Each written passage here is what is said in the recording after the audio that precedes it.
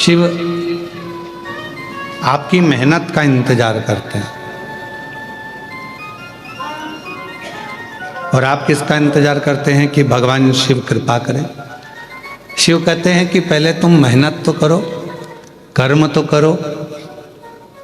जब तुम मेहनत करोगे, कर्म करोगे, लगनता से आगे बढ़कर कार्य करोगे तो निश्चित है कि मेरा देवाधिदेव महादेव आपके मार्गों को सुलभ बनाएगा, मार्ग प्रशस्त करेगा।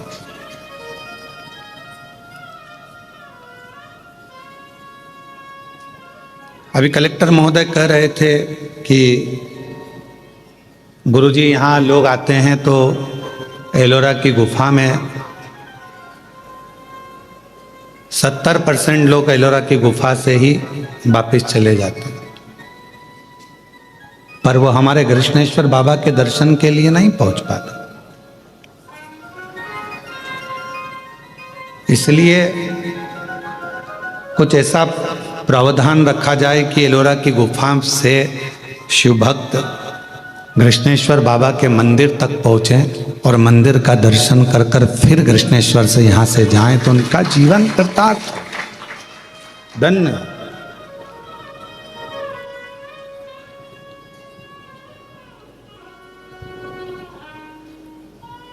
एक विश्वास, एक भरोसा, एक दृढ़ता जब यह हमारे भीतर होगी और हमारी कार्यशैली, हमारा कर्म यदि प्रबल होगा तो निश्चित है कि हम अपनी मंजिल तक पहुंचेंगे। आज सबसे ज़्यादा परेशानियां या सबसे ज़्यादा क्रम देखा जाता है तो ये देखा जाता है कि हम इंतजार में बैठे रहते हैं कि परमात्मा कुछ करेगा, परमात्मा कुछ करेगा, पर परमात्मा तो कहता है कि मैं करने को तैयार बैठा हूं, तू आगे तो बढ़। जब तू आगे बढ़ेगा, कदम बढ़ाएगा तो मैं खुद करूंगा। और ये संवाद हमारे यहाँ एक बार तुलसीदास बाबा गंगा जी के घाट पर बैठे हुए थे और वो लिख रहे थे, सिया राममय सब जगह जानी, पूरा संसार राममय। तुलसीदास जी ने चौपाई लिख दी। उठ के जाने लगे तुलसीदास बाबा, और तुलसीदास जी जब उठकर जाने लगे रिटर्न, तुलसीदास जी जब उठकर जाने लगे तो एक छोटा सा बच्चा दौड़ कर आया, और छोटा सा बच्चा दौड़ कर आकर, बाहर का बढ़ रहा है अंदर का बढ़ा, छोटा सा बच्चा दौड़ कर आया और छोटा सा बच्चा दौड़ कर आकर कहता है, बाबा उधर से मत जाना, सामने से एक बेल आ रहा है और वो नंदी, वो वृषभ, वो बेल तुम्हें मार देगा, वो नंदी तुम्हें मार देगा, तुम उधर से मत जाओ, तुम उधर से बिल्कुल निकल कर मत जाना, नहीं तो वो नंदी तुम्हें मारेगा। इतने में तुलसीदास जी ने कहा, मैंने अभी हाल गंगा जी के तट पर चौपाई लिखी कि सिया राममय सब जग जानी, सब में राम समाया है तो नंदी मुझे मार नहीं सकता, क्योंकि उसमें भी राम है, उसमें भी भगवान है। मैं तो जाऊंगा, चले। और इतनी देर में वो नंदी आया और तुलसीदास जी को सींग पे उठाया, पटक दिया, रोंद दिया और चले गए। तुलसीदास जी को गुस्सा आया, गंगा जी के घाट पर, ये बक्से नहीं चल रहे हैं, तुलसीदास जी को गुस्सा आया, गंगा जी के घाट पर वापस गए, कलम उठाया और चौपाई काटने लगे। इतनी देर में श्री हनुमान जी महाराज आए और हनुमान जी ने कहा, तुलसीदास जी तुम चौपाई क्यों काट रहे हो? कहा, मैंने लिखा कि सिया राममय सब जग जानी, जब मैंने सब में राम देखा था, नंदी में भी राम देखा था, बेल में भी राम देखा था, उस वृषभ में भी राम देखा था, तो उस बेल ने मुझे क्यों मारा? इसलिए मुझे ये चौपाई काटना। तो हनुमान जी बोले, तुम बेल में राम देख रहे थे, वो छोटा सा बच्चा आकर बताया, उसमें राम नजर नहीं आया कि उधर नहीं जाना है, वो रास्ता बेकार है, वो रास्ते में कोई खड़ा हुआ है, मार देगा तुमको, तुम्हें काट देगा। अगर कोई बच्चा आकर बता रहा है तो उसमें भी तो राम दिखना चाहिए। हम संपूर्ण ब्रह्मांड में राम देख रहे हैं, पर जो हमारे नज़दीक में है, जो हमारे पास में है, जो हमारे करीब में है, हम उसमें परमात्मा का दर्शन नहीं कर पाते। पितृपक्ष चल रहा है, श्राद्ध चल रहा है। हम पितरों में भगवान देख रहे हैं जो चले गए, और जो घर में माँ बाप बैठे हुए हैं उसमें हम भगवान देख ही नहीं पा रहे।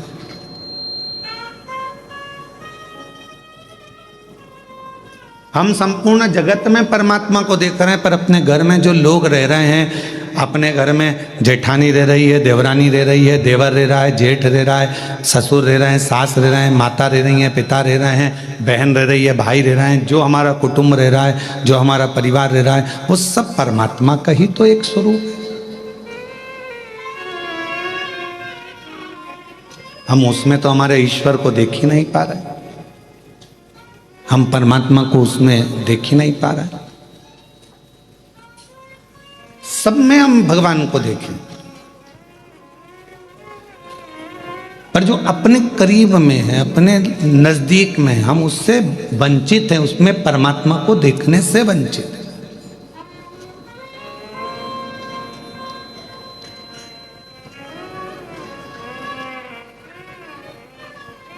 भूख, भोजन और भय, क्या क्या चीज है? जम के बोलो। भूख, भोजन और भय, ये तीन चीजें हैं। और ये तीनों चीजें व्यक्ति के जीवन में कब समाप्त होती है? जब तक भगवान नहीं मिलता तब तक, परमात्मा नहीं मिलता तब तक। भगवान की कथा में आपका मन लग गया, भगवान के सत्संग में मन लग गया, भगवान के भजन में मन लग गया, शिव जी की आराधना में मन लग गया, तो फिर तुम्हारी भूख भी चली जाएगी। यही कि यही अपने कर्म के प्रति भी, तुम्हारा मन पढ़ाई में लग गया, तुम्हारा मन कार्य में लग गया, तुम्हारा मन अपनी नौकरी में, सर्विस में, व्यापार में, जो तुम लगनता से काम में लग गए, और तुम्हारा दिल यदि काम में लग गया, तो तुम्हें भूख नहीं लगेगी, भूख नहीं लगेगी। पत्नी भी फोन कर कर बोलेगी 1:30 बज रही है, 2 बज रही है, टिफिन भेजा है, कब खाओगे, क्या हो गया, कब आओगे, बार बार वो फोन लगा रही है। पर उसको कौन समझाए कि जब व्यक्ति एक लगन से कर्म के प्रति जागृत हो जाता है, एक लगन से कर्म करने लगता है, परमात्मा की कथा सुन रहा हो, भजन कर रहा हो, कीर्तन कर रहा हो, या अपने कर्म को कर रहा हो, तो उसकी भूख अपने आप चली जाती है, अपने आप चली। फिर दूसरे नंबर पर बताया कि दूसरे नंबर पर जाता है भोजन। भोजन मतलब सामने भोजन रखा हुआ है, सामने बहुत अच्छे पकवान रखे हुए हैं, पर काम में इतने व्यस्त हो जाते हैं, अपने कर्म में इतने डूब जाते हैं, परमात्मा के नाम में इतने डूब जाते हैं कि रखा हुआ भोजन भी अच्छा नहीं लगता, जल्दी जाना है मुझे, अब भी आया भोजन नहीं। भूख चली गई, भोजन चले गया, और तीसरे नंबर पर है भय। और ये भय कहीं जाता है तो परमात्मा के करीब में जाता है, परमात्मा के नजदीक में पहुंचोगे, भय समाप्त हो जाएगा। कभी आप महसूस करिएगा, कृष्णेश्वर बाबा के मंदिर में 12 ज्योतिर्लिंग में से एक ज्योतिर्लिंग कृष्णेश्वर नाथ जी का जब दर्शन करने के लिए आप मंदिर के अंदर प्रवेश करो, जैसे ही मंदिर के अंदर आप प्रवेश करेंगे और शिखर की छांव में जाएंगे, अपने आप आपका भय समाप्त हो जाता है कि मैं भय से मुक्त, भय से।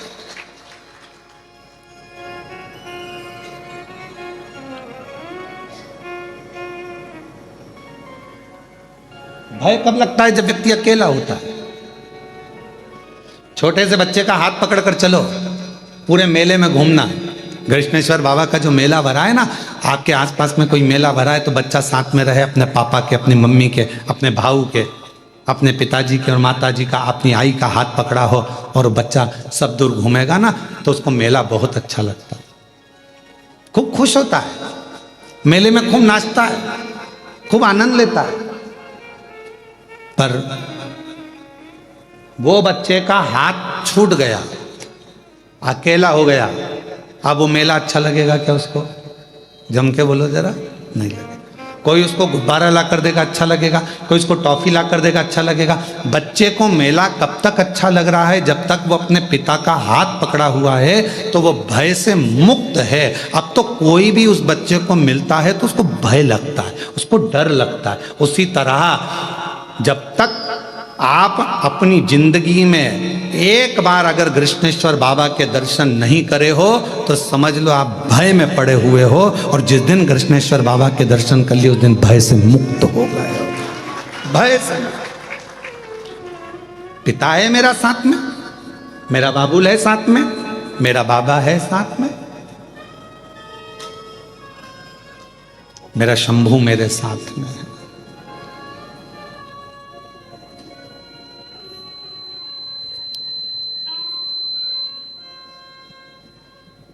और जब मेरा बाबा, मेरा शंभू, मेरा त्रिकालदर्शी, मेरा कैलाशी अविनाशी साथ होता है तो फिर भय नहीं होता है, फिर भय नहीं।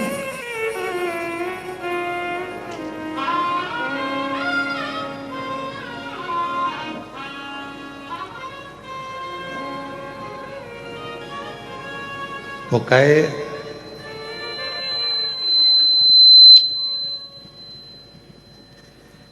ओ बाबा रे तेरे बिना भी क्या जीना। थोड़ा प्रेशर कम करो, बाहर की आवाज गूंज रही है जिसके कारण वो सीटी मार रहा है ये पूरा हॉल की। ओ बाबा रे तेरे बिना भी क्या जीना।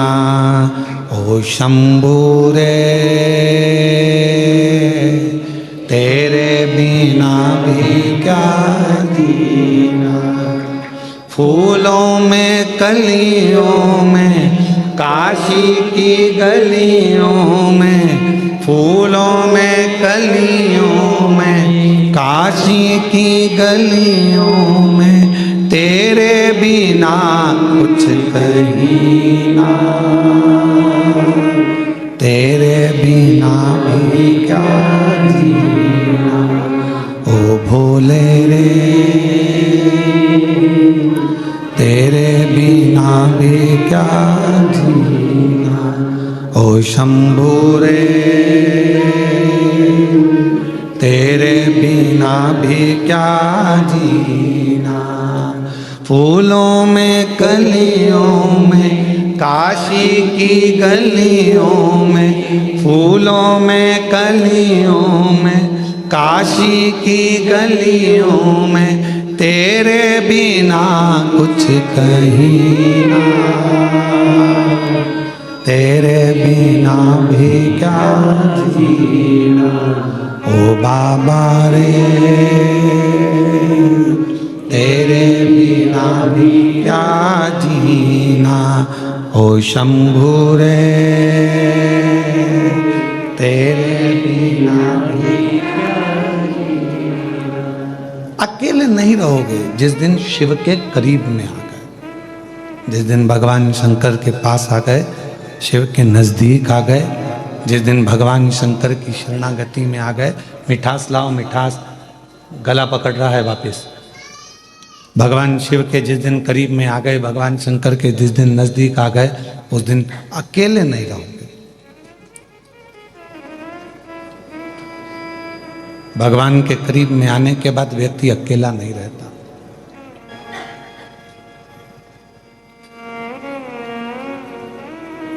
रोज एक लोटा जल चढ़ाते हो,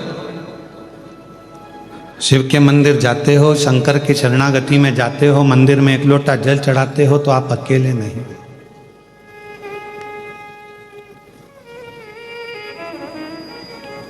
अभी आपको कथा में कहा था कि भोजन 5 रात्रि हमारे पेट में रहता है, शरीर में रहता है। दूध जम के बोलो 7 रात्रि हमारे शरीर में रहता है। दही 20 रात्रि हमारे शरीर में रहता है। घी गाय का 1 महीना हमारे शरीर में रहता है। और जो भगवान शंकर के मंदिर में जाकर एक लोटा जल चढ़ाकर उसका आचमन कर लेता है, वो हर घड़ी हर पल शिव हमारी सांसों में रहता है, हर पल रहता, हर घड़ी रहता।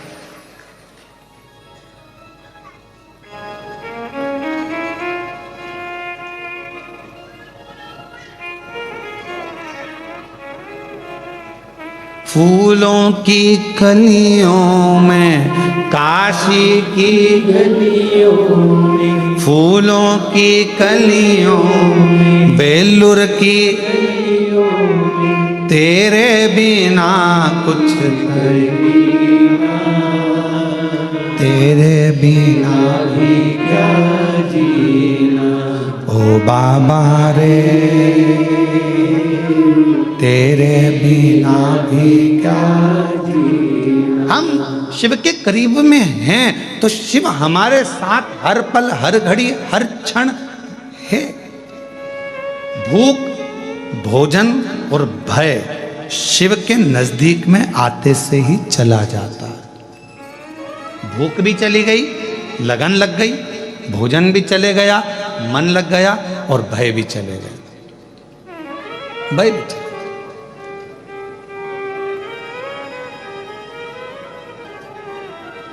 अब जब भगवान से लगन लगाकर बैठ गए तो पूरन पोली और आमटी भाएगी।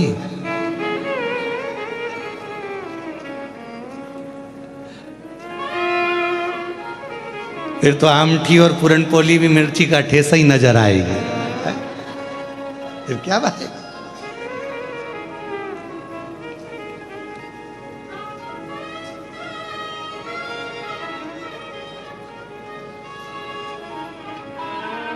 और एक बात और है, तुमचा मराठी भाषा चांगला आहे।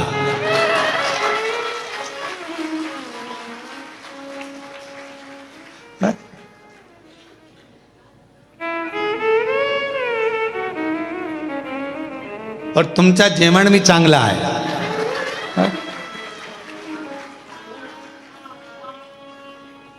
नारखेड़े जी या पाटिल जी, तुम लोग एक एक महीना बांध लो हमको मराठी सिखाने के लिए। एक महीना एक आओ, एक महीना एक आओ, जहां हमारी कथा चले वहां रहकर 1 घंटा में मराठी सिखा।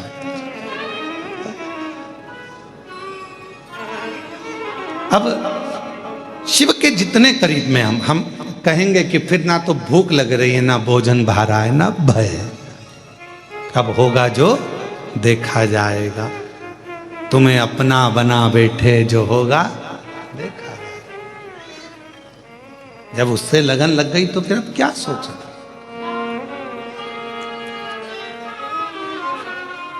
और जब परमात्मा से लगन लगाकर बैठ जाते हैं, जब भगवान से लगन लगाकर बैठ जाते हैं तो फिर कोई भय नहीं रहता।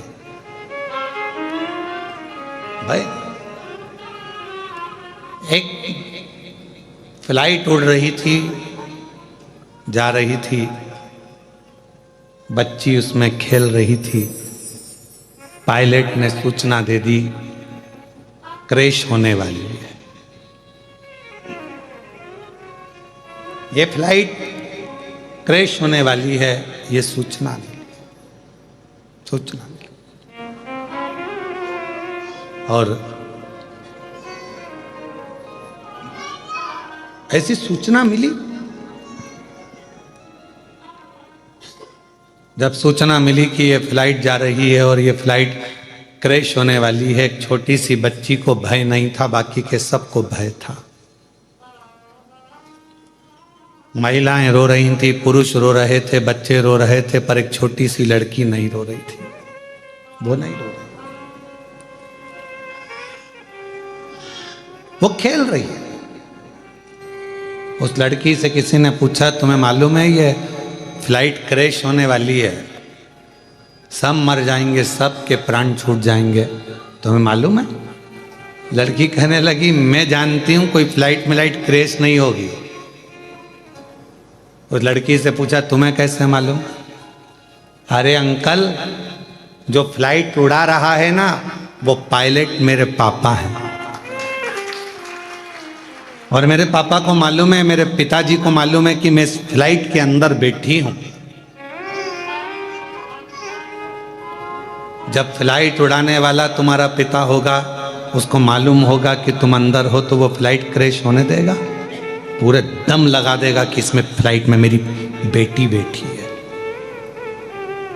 तुम्हारी जिंदगी में दुख आया, तुमने शिव जी को एक लोटा जल चढ़ाना प्रारंभ करा, समझ लो कि तुम्हारी जिंदगी में दुख आया है, मतलब फ्लाइट में तुम बैठे हो, पर याद रखना फ्लाइट चलाने वाला तुम्हारा पिता कृष्णेश्वर महादेव है। क्यों सोचना, किस लिए विचार करना, क्यों सोचना? हम उस पे आधारित तो हों, हम उस पे आधारित ही नहीं हो पाए तो क्या मतलब का?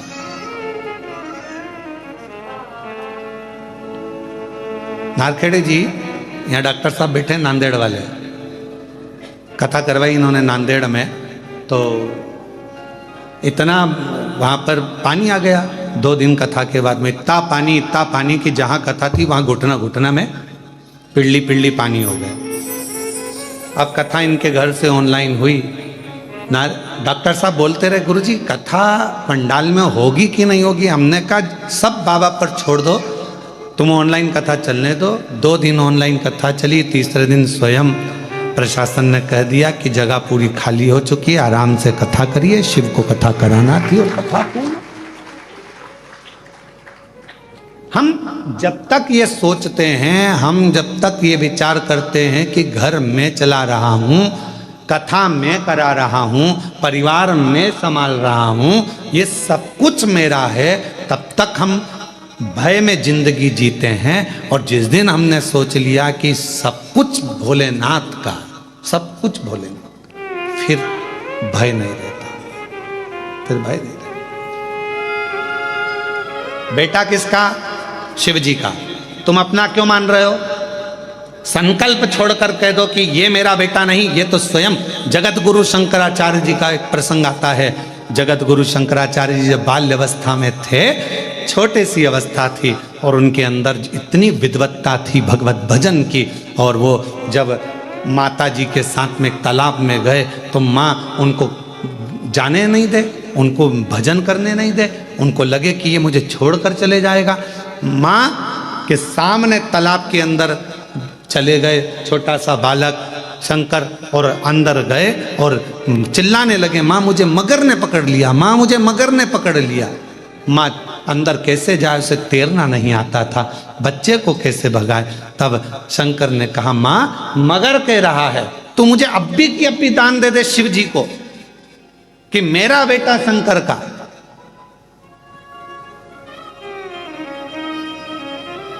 तो बच जाऊंगा। शिव को दान दिया, शंकर का हो गया। आज वो पूरे विश्व में जगत गुरु शंकराचार्य जी ने 4 पीठों का निर्माण कर संपूर्ण जगत को आनंद दिया। हम सोच कर बैठे हैं ये घर मेरा है, ये जमीन मेरी है, जायदाद मेरी है, परिवार मेरा है, कुटुंब मेरा है, बेटे मेरे, बहू मेरी, पोता मेरा, पोती मेरी, नाती मेरे, पंती मेरे, सब मेरे अपने हैं। ये बेटी मेरी है, दामाद मेरे हैं, ये मेरा है, वो मेरा है। ये सारा भ्रम छोड़ दो।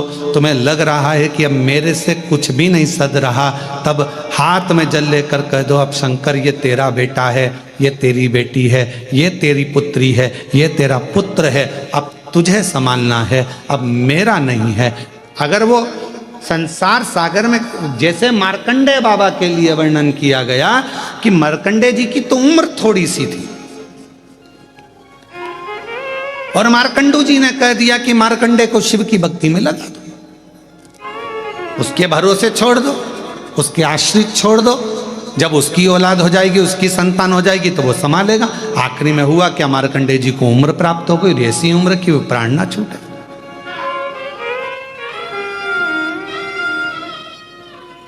हम ब्रह्म में जी रहे हैं, ये मेरा बेटा, ये मेरी बेटी, ये मेरा परिवार, ये मेरा परिवार, ना ना ना। जिस दिन आपने ये विचार कर लिया कि ये सब कुछ मेरे भोलेनाथ का है, मेरा बेटा भी शंकर का, मेरी बेटी भी शंकर की, तब अगर ये मेरा बेटा ठीक है, अगर मेरा बच्चा ठीक हो। और हम कई लोगों से, ऐसे कई लोग आते हैं कुबरेश्वर धाम पर, जिनको डॉक्टर ने, कई बीमार लोग आते हैं, हम तो कहेंगे कि बहुत ज़्यादा तबीयत खराब है, स्वास्थ्य ठीक नहीं है, तो हम तो उनसे कहते हैं कि अपने घर में रहकर कथा सुनो और बाबा का भजन करो, जब ठीक हो जाओ तब बाबा के धाम। फिर भी लोग नहीं मानते, आ जाते बहुत बीमार से, किसी को कैंसर हो गया, किसी का किडनी लीवर खराब हो गया, किसी का कुछ हो गया।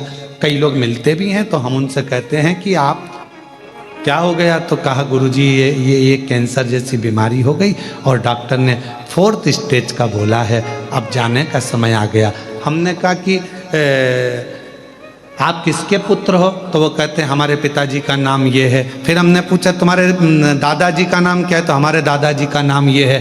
तब हमको कहने में आ जाता है इतनी बड़ी बीमारी हो गई, तो ईमानदारी से बताओ दादाजी का नाम तुम्हें लेने से पहले, पिताजी का नाम लेने से पहले कोई तुमसे पूछे इतनी बड़ी बीमारी में कि तुम औलाद किसकी हो, तो तुम्हें छाती ठोक कर कहना चाहिए इस बीमारी में कोई साथ नहीं देता, मैं शिव का हूं, शंकर का पुत्र हूं मैं, शिव की औलाद हूं मैं।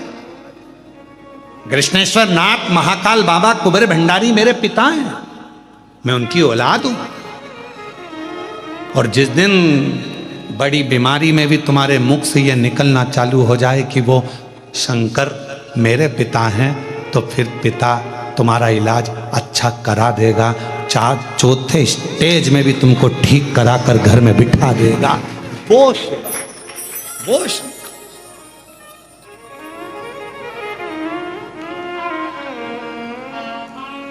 और जब बड़ी बीमारी से अगर आप बच जाएं, बाबा की कृपा हो जाए, बहुत करुणा। अभी अभी हम मीडिया पर देखते हैं कि उसमें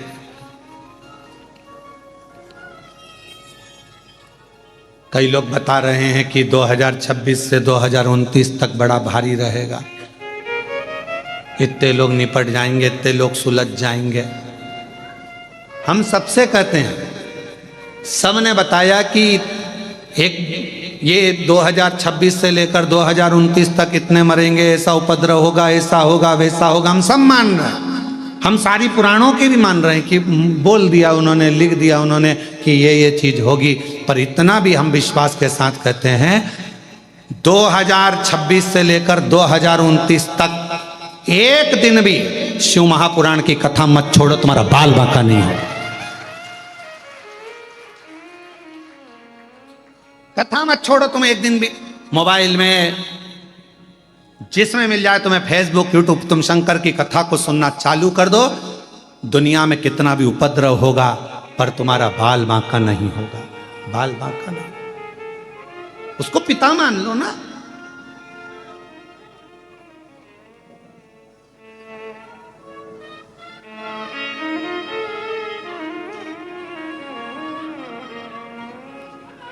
उसको अपना पिता मानो।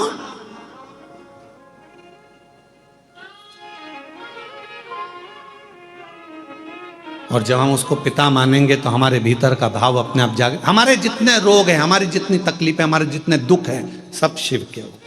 हमारा है ही क्या। वो एक गाने की लाइन हमारे निकलेश जी कहते ना, मेरी गाड़ी मेरा बंगला,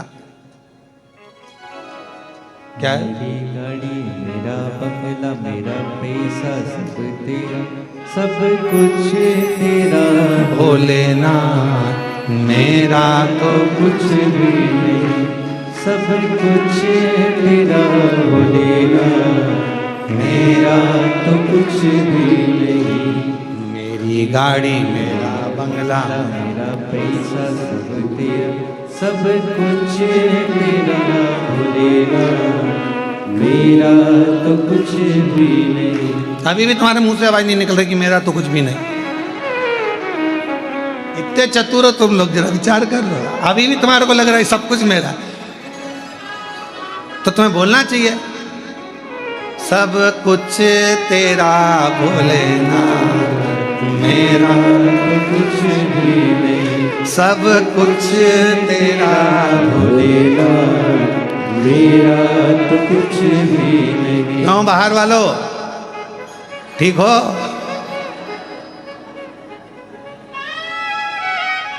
तुम भी बोल दो सब कुछ तेरा भोलेनाथ, मेरा तो कुछ भी नहीं, सब कुछ तेरा भोलेनाथ, मेरा तो कुछ भी नहीं। सब कुछ तेरा भोलेनाथ मेरा तो कुछ भी नहीं। ये मेरा है क्या? संसार में जो कुछ मिला ये सारा जीवन का हर पल 21,600 श्वास जो रोज मिलती है, 3.5 करोड़ रोम छिद्र जो मनुष्य के शरीर में मिले हैं, और ये 21,600 श्वास जो मिल रही है, ये सब शिव की तो है। भय से मुक्त होने का सबसे सुंदर तरीका है भगवान की भक्ति। भूख, भोजन और भय, ये तीनों भगवान की भक्ति से चले जाते हैं। भय चले गया ना तो जीवन का सब कुछ हो गया। आज के जमाने में व्यक्ति भय से ग्रसित है। भय से।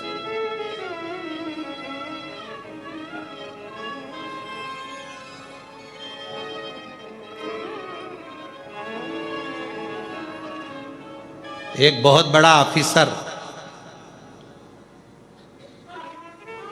इनकम टैक्स वाला, जीएसटी का, और तुम्हारी दुकान पर आ जाए और आते से ही बोले लाओ जरा फाइल दिखाओ, उतने में तो चक्कर खा के नीचे गिर जाओ। जरा विचार करना,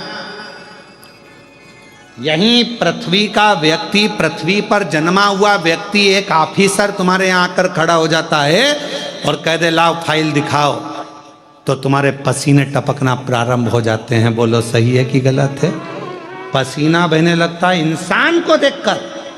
केवल उसने हिसाब मांगा, ये 5 लाख, ये 15 लाख, ये 25 लाख, ये 10 लाख कहाँ गए, कैसे हुए, क्या हुआ, जीएसटी क्यों नहीं भरी है, क्यों नहीं हुआ, उतनी देर में पसीना बहने लगता है। बोलो सही है गलत है? यहीं का व्यक्ति मनुष्य से हिसाब मांग रहा है तो पसीना बह रहा है। अब उसने तो 2 साल का हिसाब मांगा, वो 100 साल का मांगेगा। विचार करिएगा जरा, यहाँ के व्यक्ति को हिसाब देने में पसीना बह रहा है तो उसको हिसाब देने में तो क्या क्या बहेगा तुम ही देख लेना, उसको हिसाब देने में। अब तुम सोचो कि हिसाब नहीं मांगेगा, मांगेगा वो तो। बचपन में क्या करा, जवानी में क्या करा, देड़ी में क्या करा, बुढ़ापा का कमाया, तेरे को इतनी श्वासें दी थी, 21,600 श्वास रोज देता था, उसमें से कितनी श्वास तूने कथा में लगाई, कितनी श्वास तूने कृष्णेश्वर महादेव की सेवा में लगाई, कितनी श्वास तूने भगवान की सेवा में लगाई, कितनी श्वास तूने परमात्मा की सेवा में लगाई। पूछेगा वो, एक एक चीज का हिसाब लेगा। तुम अपने बच्चे को 50 रुपए देकर भेजती हो, जा बिस्कुट का पुड़ा लेकर आ। बच्चा बिस्कुट का पुड़ा लेकर आया तो तुमने हिसाब मांगा कि नहीं मांगा? क्यों, कितने का लाया बिस्कुट का पुड़ा? मम्मी 10 रुपए का। चाय की पत्ती 10 रुपए की।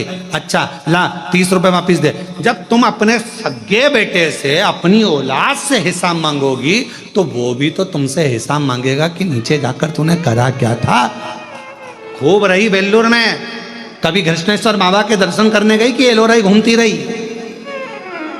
वो भी तो पूछेगा, वो पूछेगा तेरे से कि केवल गुफा ही गुफा घूमती रही, खंडेरा आदि घूमती रही, और वो मंदिर में बैठा कर तू एक दिन नहीं जा पाई।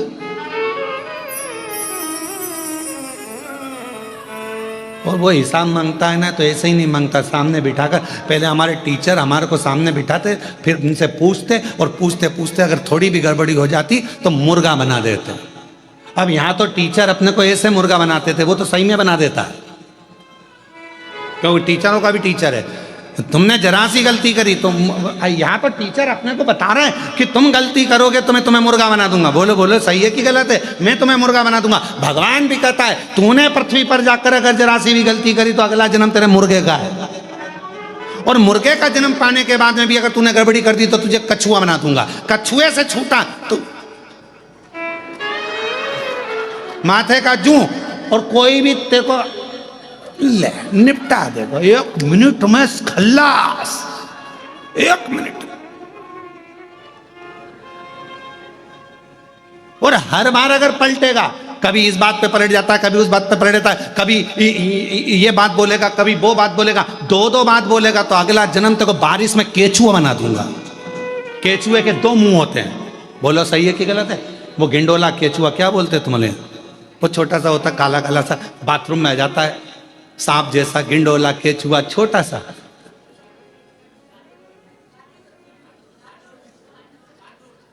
डांडूर।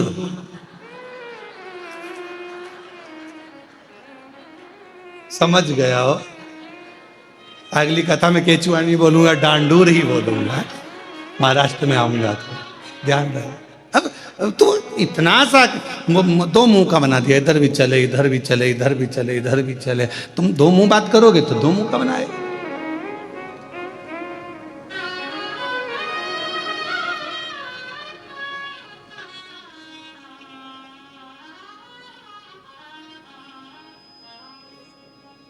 सब कुछ तेरो भोलेनाथ, मेरा तो कुछ भी सब कुछ तेरो भोलेनाथ, मेरा तो कुछ भी नहीं। मेरी गाड़ी, मेरा बंगला, मेरा पैसा सब तेरा, सब कुछ तेरा भोलेनाथ, मेरा तो कुछ भी नहीं। सब कुछ तेरा भोलेनाथ, मेरा तो कुछ भी नहीं। अब भजन वाले ने ये लिखा कि गाड़ी बंगला पैसा सब तेरा, मेरा तो कुछ भी नहीं। खुद का तो लिखा ही नहीं। ये पप्पू की अम्मा, मैं पप्पू का बापू, सब कुछ तेरो सरकार, हमरा तो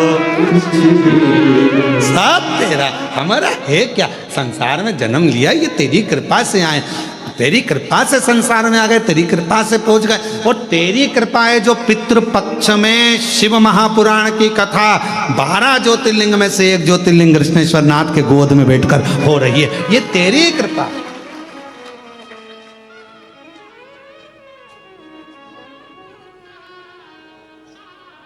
वो जिनकी होटल में कथा हो रही है ना, उनको भी अपनी नजर उतरवा लेना चाहिए। कहाँ है? अच्छा आप ही हैं क्या? साधु था आपको, अभी तक शादी हुई होगी। यहाँ लोग बहुत बंधन में बंधे होंगे, गठ जोड़े में खूब माला और मंगल सूत्र पहनाए गए होंगे, पर पहला आयोजन है जिसमें पुराण पहनाई जा रही है और गठबंधन शिव से हो रहा है, शिव से। साधुता है आपको, बाबा की कृपा है।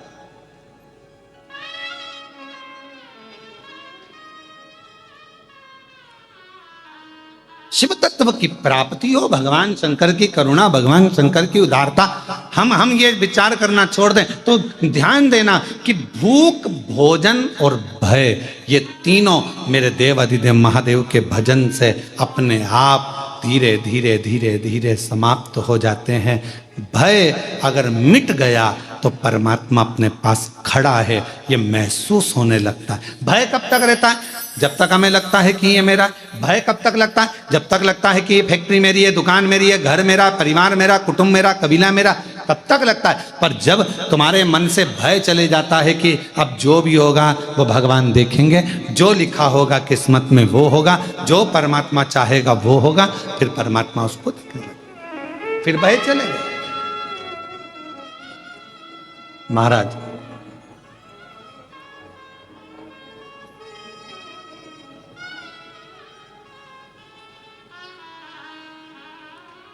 मायके में मां का होना बहुत जरूरी है। किसका होना? मां का। जम के बोलो जरा, मायके में किसका होना जरूरी है? मायके में सब हैं और मां नहीं है तो वो मायका सुना, वो मायका सुना। मायके में सब हैं और मां नहीं है तो मायका सुना। मायके में मां का होना जरूरी है और अपने घर के मंदिर में महादेव का होना जरूरी है, वरना मंदिर भी सुना, वरना मंदिर भी सुना। मंदिर की श्रेष्ठता, जैसे लिंगायत, शैव लिंगायत संप्रदाय के अंतर्गत गले में शिवलिंग को डालकर अपने गले में शिवलिंग रखकर ये निश्चित कर दिया जाता है कि ये शरीर भी तुम्हारा मंदिर है, और उस मंदिर के अंदर शिवलिंगायत संप्रदाय कहती है कि ये शिवलिंग तुम्हारे गले में जो पड़ा हुआ है, ये तन रूपी मंदिर के अंदर मन के भाव से ये शिवलिंग तुम्हारे गले में डाला गया है, अर्थात तुम्हारा ये शरीर चलता फिरता मंदिर है जिसमें ये शिवलिंग विराजमान है और अपने जीवन का आनंद दे। शिवलिंगायत संप्रदाय के अंतर्गत एक छोटे से छोटे बच्चे से लेकर बड़े से बड़े बुजुर्ग तक भी गले के अंदर शिवलिंग धारण करते हैं। शिवलिंगायत संप्रदाय, वीर शिवलिंगायत संप्रदाय के अंतर्गत एक वीर शिवलिंगायत संप्रदाय के अंतर्गत गले के अंदर एक शिवलिंग रखा जाता है। वो इस भाव से रखा जाता है कि ये शरीर भी चलता फिरता मंदिर है, माँ के बिना खाली दिखता है, घर का मंदिर महादेव के बिना खाली दिखता है, और ये मनुष्य रूपी शरीर का मंदिर भी शिवलिंग के बिना खाली दिखता है, रुद्राक्ष के बिना खाली दिखता है, त्रिपुंड के बिना खाली दिखता है, खाली।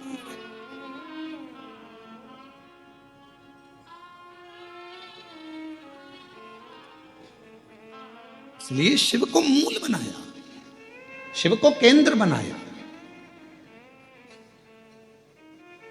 भगवान शंकर को केंद्र बिंदु बनाया गया। शिव महापुराण की कथा कहती है, जितना आप भगवान शंकर का स्मरण करते हो, जैसे शिव महापुराण की कथा में वर्णन आया है माता सती का,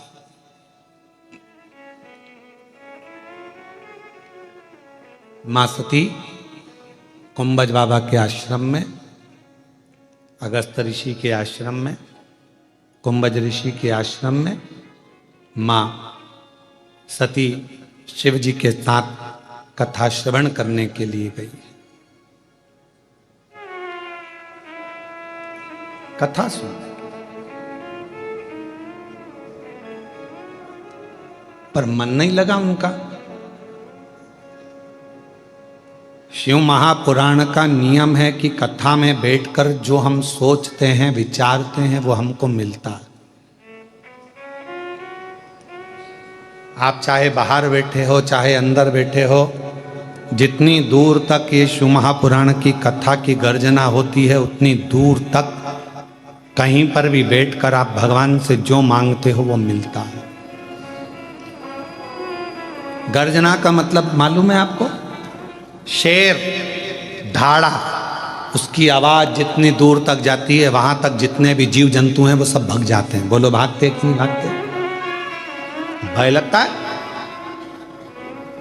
तुम्हारे यहाँ पर इधर महाराष्ट्र में बंदर आते हैं कि नहीं आते हमको नहीं मालूम, पर बड़ा बंदर, एक बड़ा सा बंदर आके जो हूप भरता है तो छोटे छोटे बंदर सब भागने लगते। सिंह ने गर्जना करी, शेर ने गर्जना करी, तो जितने जीव थे सब भागे। शिव महापुराण की कथा जिस जगह पर होती है, शिव महापुराण की कथा जिस भूमि पर होती है, शिव महापुराण की कथा जिस स्थान पर होती है, जितनी दूर तक आवाज जाती है, वो पूरे जितने भी अशुभ कार्य हों, जितने भी गलत हों, गलत विचार हों, गलत दृष्टि हो, गलत सोच हो, किसी ने टोना करा, टोटका करा, कोई गलत काम करा, किसी के भी ऊपर कुछ भी हुआ हो, अगर वो शिव महापुराण के दायरे के अंदर आ जाता है तो उसकी गर्जना से वो जीव अपने आप भाग जाता है। जो गलत चीजें वो चली जाती, समाप्त हो जाती, वो गलत, जो भी गलत है वो दूर चला जाए। सिंह की गर्जना हुई तो जीव जंतु भागे। शिव महापुराण की गर्जना, इसलिए शिव महापुराण की कथा कहती है 2 समय का नियम, अगर ज्यादा समय का नहीं बना सकते तो 2 समय का नियम बना लो। रात्रि को सोने से पहले 5 बार श्री शिवाय नमस्तुभ्यम, और सुबह उठो, स्नान करो। जब स्नान करने के बाद तैयार हो रहे हो या पूजन कर रहे हो तो 5 बार श्री शिवाय नमस्तुभ्यम। कथा में बीच में जब हम भजन गाने हैं, भजन के बाद में स्तुति करते हैं तो कितनी बार बोलते हैं? श्री शिवाय नमस्तुभ्यम श्री शिवाय नमस्तुभ्यं श्री शिवाय नमस्तुभ्यं श्री शिवाय नमस्तुभ्यं श्री शिवाय नमस्तुभ्यं श्री शिवाय नमस्तुभ्यं। बार बार स्मरण करते हुए श्री शिवाय नमस्तुभ्यं को 5 बार हम लोग पुकारते। 5 बार क्यों? शिव महापुराण के बीच में जब स्तुति करी जाती है, आंख बंद कर कर बैठा जाता है, भोला सब दुख काटो मेरा, तब बोला जाता है तो 5 बार श्री शिवाय नमस्तुभ्यं की गर्जना क्यों करी जाती? क्योंकि इतने जो भक्त आते हैं, इनके जितने दुख हैं, तकलीफ हैं, कष्ट हैं, परेशानियां हैं, चाहे हमारी हो चाहे तुम्हारी हो, जब हम उच्चारण 5 बार करते हैं तो ये शब्द हमारे शिव पंचायत में पहुंच जाते हैं। कहाँ पहुंचते हैं? शिव पंचायत। शिव पंचायत में कितने देवता हैं? 5। शिव पंचायत में 5 देव,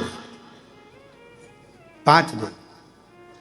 और शिव पंचायत के अंदर जो 5 देवता हैं, भगवान शिव, दुर्गा भवानी, श्री गणेश जी महाराज, भगवान सूर्य नारायण और भगवान विष्णु, भगवान नारायण, भगवान नारायण। ये शिव पंचायत के 5 देव हैं।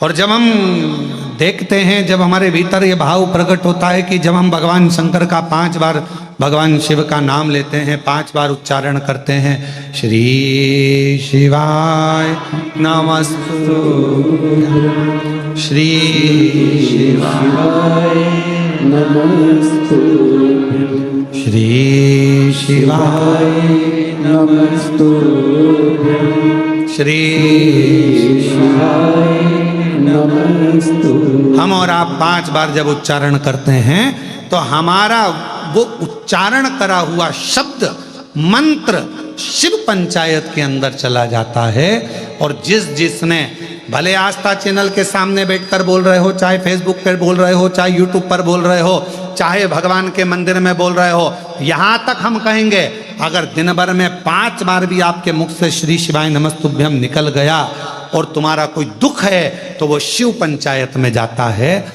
और भगवान शंकर की वो पंचायत में हमारे दुख को काटने की तुरंत अपील लग जाती है और हमारा दुख अपने आप कटना प्रारंभ हो जाता है, अपने आप। बोल बम का नारा है, सारी समस्या का हल श्री शिवाय। शिव पंचायत में बुरी है।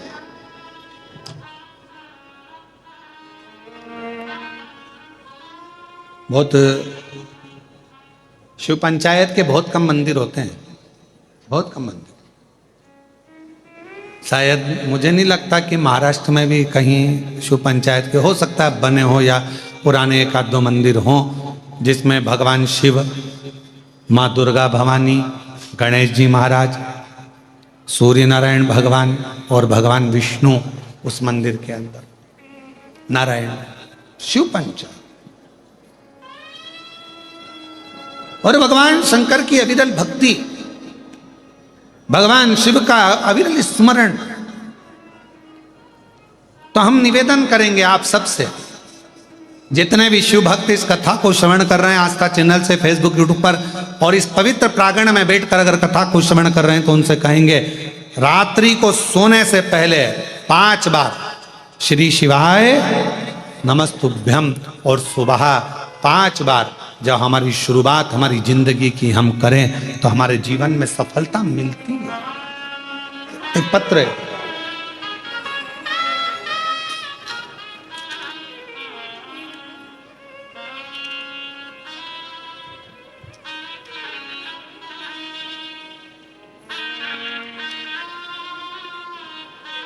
प्रथमेश, राकेश, पवित्रा, सोमानी कहीं बैठे हो तो हाथ हिला सकते हैं।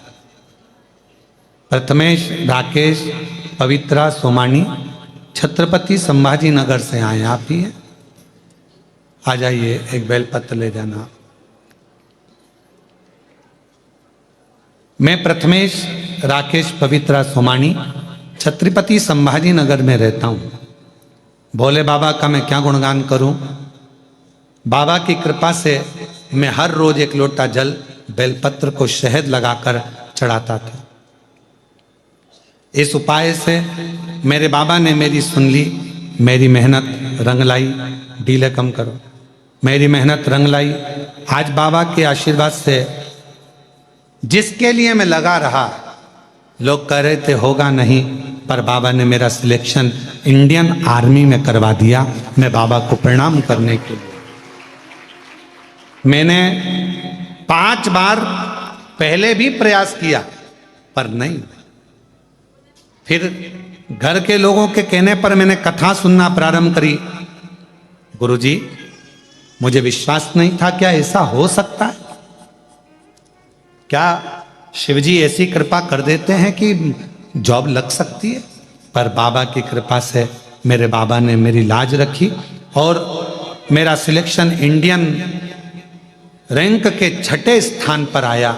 उसके लिए पूरा परिवार आपको धन्यवाद भी देता है, प्रणाम भी करता है। मैं बाबा को यहाँ नमन करने के लिए आया हूँ और बेटे का फोटो भी लगाया गया है। एक बार जोरदार ताली बजाकर स्वागत करें। आस्था चैनल पर या एलईडी पर आप उसको देख सकते हैं। शिव कृपा। और महादेव नमन चरणों में स्वीकार कीजिए, सबका किया है मेरा भी उद्धार कीजिए, उद्धार कीजिए। है त्रिपुंडधारी, है त्रिशूलधारी, है त्रिपुंडधारी, है त्रिशूलधारी। महादेव नमन चरणों में स्वीकार कीजिए, सबका किया है मेरा भी उद्धार कीजिए, उद्धार कीजिए। है त्रिपुंडधारी, है त्रिशूलधारी, है त्रिपुंडधारी, है त्रिशूलधारी। चरणों में तेरे बाबा जी पावन है चारों। एक बार जोरदार ताली बजाओ बेटे के लिए जिसका इंडियन आर्मी 6ठी रैंक में हुआ है। एक बार जोरदार ताली बजाकर साथ में बहुत राष्ट्र की ऐसी सेवा करें। शिव तत्व भगवान शंकर की अविरल भक्ति है और शिव भक्ति, भगवान शंकर की अविरल भक्ति एक सुख देती, एक आनंद देती। हो जाए पूरी कामना, हो जाए पूरी कामना, उपकार कीजिए, सबका किया है मेरा भी उद्धार कीजिए, उद्धार कीजिए। है त्रिपुंडधारी, है त्रिशूलधारी, है त्रिपुंडधारी, है त्रिशूलधारी। शिव का भजन कभी खाली नहीं गया। आपको लग रहा होगा कि ये कथा तो ऑनलाइन हो रही है, हम लोग आस्था चैनल पर सुन रहे हैं, फेसबुक यूट्यूब पर सुन रहे हैं, या हम यहाँ जगह छोटी है बाहर बैठकर सुन रहे हैं, या जहाँ जगह मिल रही। आप लोग आ तो गए हो, और अगर आ गए हो और तुम्हारी हाजिरी अगर लगी है तो उसको रिजल्ट तो अच्छा देना ही पड़ेगा, तो रिजल्ट तो देना पड़ेगा। स्कूल में आ गए ना, वो फ्लाइट में सफर किस किसने करा है? हाथ उठाओ जरा। हवाई जहाज में कौन कौन बैठा है? सब बैठे हो? रख लो। और नहीं बैठे हो तो भगवान जल्दी बिठा है।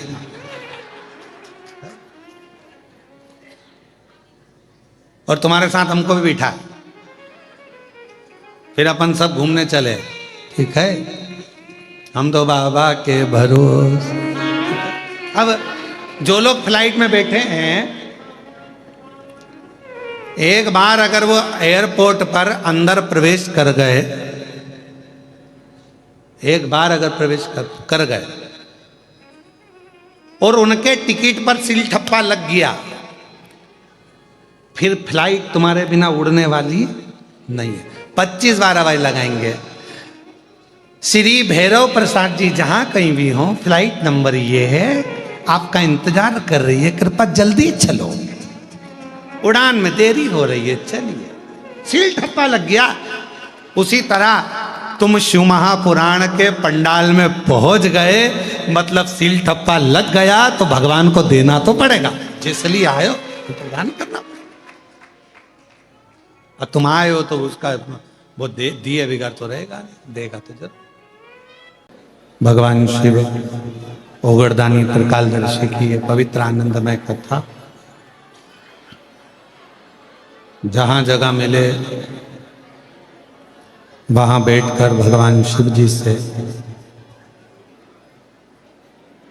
अपने मन की बात कही और दिल से प्रार्थना करें, विनय करें।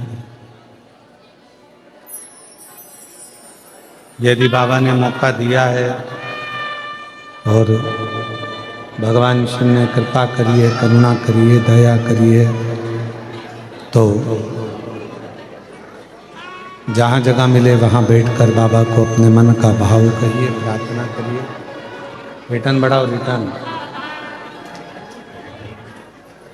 मन का भाव कहिए, हृदय से प्रार्थना करिए, विनय करिए, विनती करिए, निवेदन करिए। सभी साथ में बोलेंगे, बाबा से प्रार्थना करेंगे,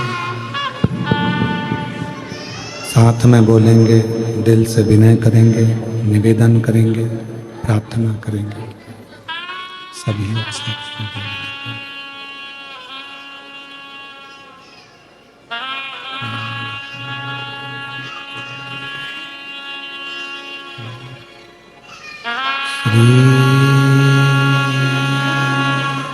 शिवाय नमस्तु श्री शिवाय नमस्तु श्री शिवाय नमस्तु श्री शिवाय नमस्तु श्री शिवाय नमस्तु। भोला सब दुख काटो, ओ भोला सब दुख काटो। शिव शंकर जपूं तेरी माला, भोले बाबा जपूं तेरी माला। भोला सब दुख काटो, ओ भोला सब दुख काटो। वेश है मंगल मंगलकारी, वेश है मंगल मंगलकारी। शमशान वासी हमारा, शमशान वासी हमारा, ओ भोला सब दुख का तुम्हारा, ओ भोला सब दुख का तुम्हारा।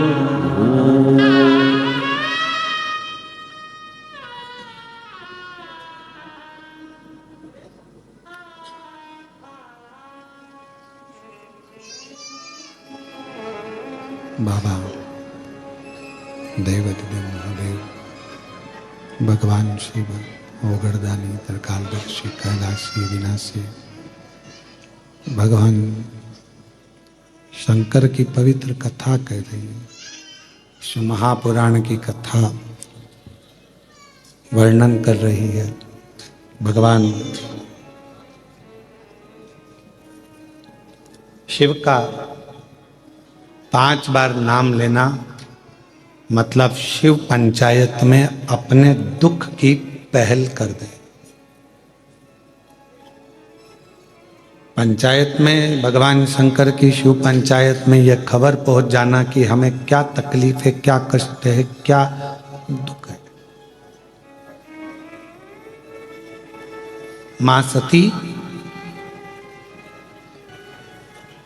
भगवान शंकर के साथ में कुंभज बाबा के आश्रम में कथा सुनने के लिए गई है,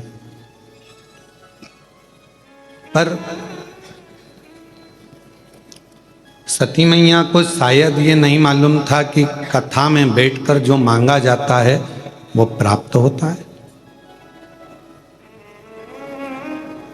कथा में बैठकर जो हमारे भीतर मनन चिंतन में जो आता है वो प्राप्त होता है।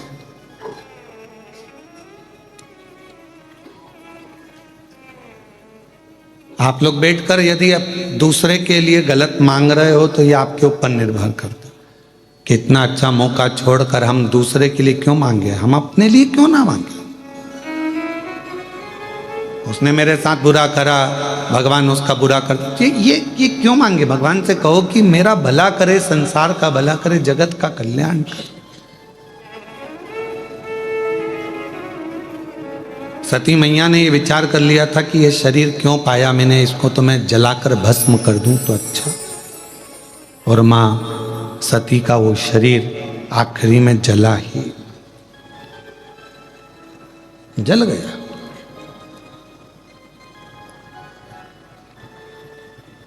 आप सब में से कुछ लोग तो ऐसे होंगे जिनकी यहाँ खेती होगी, जमीन होगी, खेती करते होंगे। कुछ लोग तो बैठे होंगे उसमें से। खेती फसल बारिश के जल से आती है या बाढ़ के पानी से आती है? बारिश के जल से। अगर मान लो खेती में पानी चाहिए और बाढ़ आ गई तुम्हारे नगर में, तुम्हारे गांव में, तो क्या उससे फसल अच्छी आएगी? क्या नहीं, फसल तो बिगड़ जाएगी, बेकार हो जाएगी। वो फसल के लिए बारिश का पानी जरूरी है। उस फसल के लिए बारिश का पानी थोड़ा थोड़ा थोड़ा थोड़ा गिरता रहे, वो जरूरी है। बाढ़ आ गई, पूरा पानी पानी भरा गया, वो फसल बिगड़ जाएगी, सड़ जाएगी, बेकार हो जाएगी, जमीन बेकार हो जाएगी और उसमें कुछ नहीं लगेगा। इतने विद्वान मत बन जाओ कि तुम्हारे अंदर ज्ञान की बाढ़ आ जाए और परमात्मा की भक्ति ही बह जाए। क्यों? अहंकार जब आता है तो परमात्मा की भक्ति नहीं रह पाती। तुम मुझे जानते नहीं हो, मैं कौन हूं, मैं वहां का ये पदाधिकारी, मैं वहां का ये अध्यक्ष, मैं वहां का ये, वहां ना ना ना, ये तो भगवान ने मौका दिया है। ढेर सारे लोग संसार में रहते हैं, पर परमात्मा ने तुमको इस लायक बनाया है कि तुम उसकी सेवा कर रहे हो, तो अपने भीतर का अहंकार निकाल।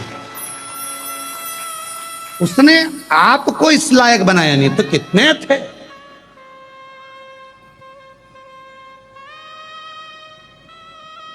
ये नारखेड़े जी को, ये पाटिल जी को, ये मैं हितेश को धन्यवाद दूं कि भगवान ने अगर तुमको मौका दिया है, भगवान ने अगर तुमको कोई मौका दिया है तो कुछ सोच कर दिया होगा। पितृपक्ष, और उस पितृपक्ष में वो भी बाबा कृष्णेश्वर नाथ जी के पवित्र चरणों में कथा।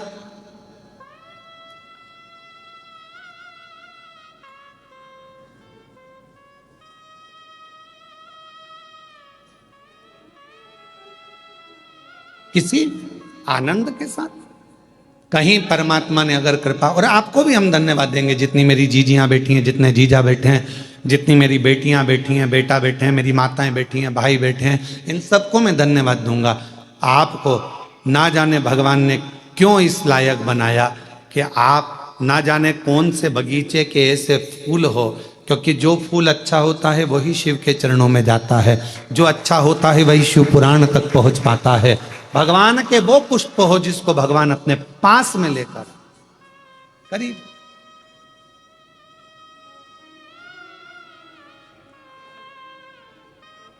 और तेरी कृपा का क्या है भरोसा, कब किस पर हो जाए, जरा सी हम पर कर दो, जरा सी हम पर कर दो। जिस पर भी हो गई तेरी कृपा करुणा, वो भव पार हुआ, भव पार हुआ। पापी हो चाहे जितना, उसका भी बाबा उद्धार हुआ, उद्धार।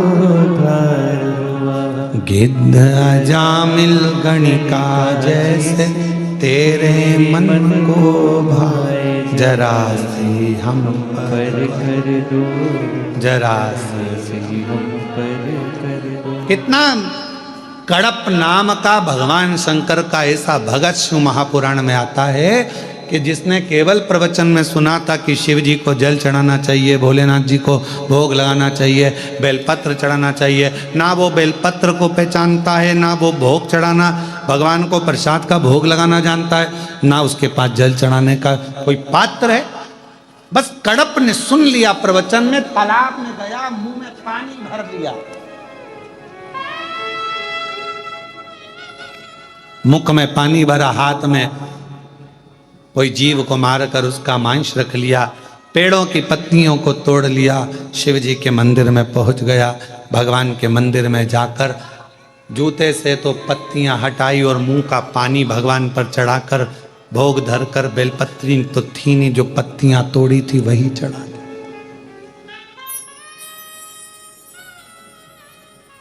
अब जरा विचार करिए, उसने तो मुंह का पानी चढ़ाया था, तो शिव जी प्रसन्न हुए थे कि नहीं हुए थे? शिव पुराण में पढ़ो कि कड़प पर भगवान शंकर प्रसन्न हो जाते हैं और उसको अपना दर्शन दे देते हैं।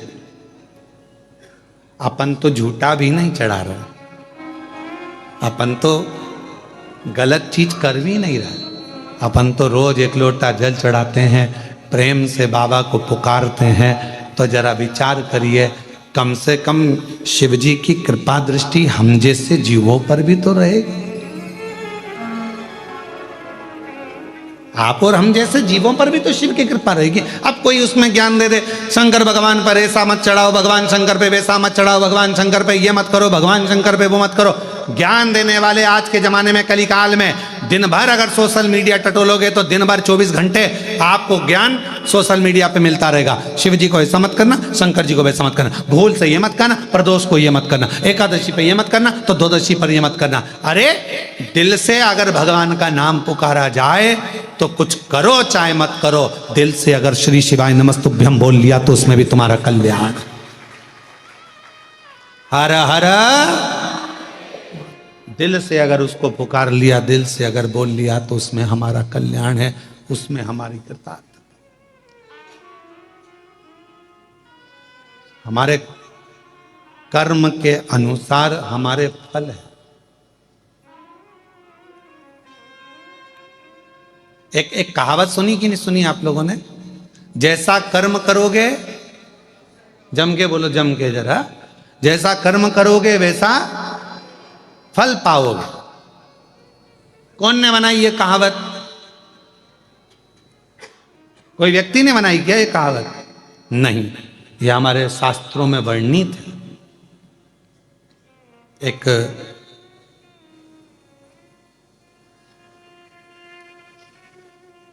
काम देश के राजा थे जिनका नाम था सुदक्षण, और उनकी धर्म पत्नी का नाम था सुदक्षिणी।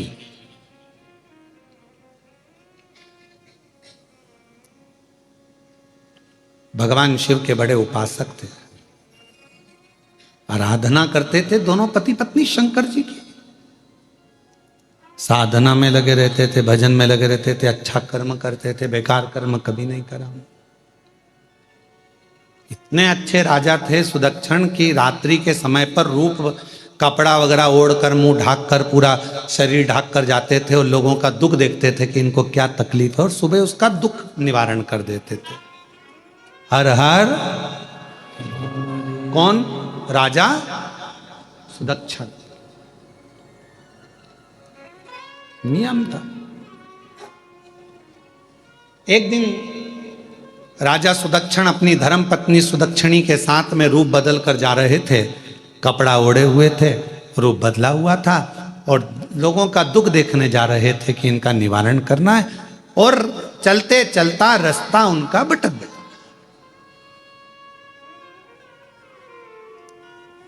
रास्ता भटका, एक ऋषि के आश्रम में, एक संत के आश्रम में पहुंच गए। रात का समय था, बहुत तेज भूख लग रही थी, बहुत तेज। और इतनी तेज भूख लग रही थी, कहाँ राजा ने अपनी रानी सुदक्षिणी से कहा कि मुझे खाने के लिए कुछ तो चाहिए, भूख लग रही। रानी कहती है, इतनी भय रात्रि में, इतनी भयंकर रात्रि है, कहाँ से क्या मिलेगा? सामने एक संत की कुटिया नजर आई, उस कुटिया में प्रवेश कर गए। डलिया में फल रखे थे, दरवाजे के बाहर उन फलों को राजा रानी ने खाना प्रारंभ कर। सुदक्षण अपनी धर्मपत्नी सुदक्षिणी के साथ में फल खा रहे थे,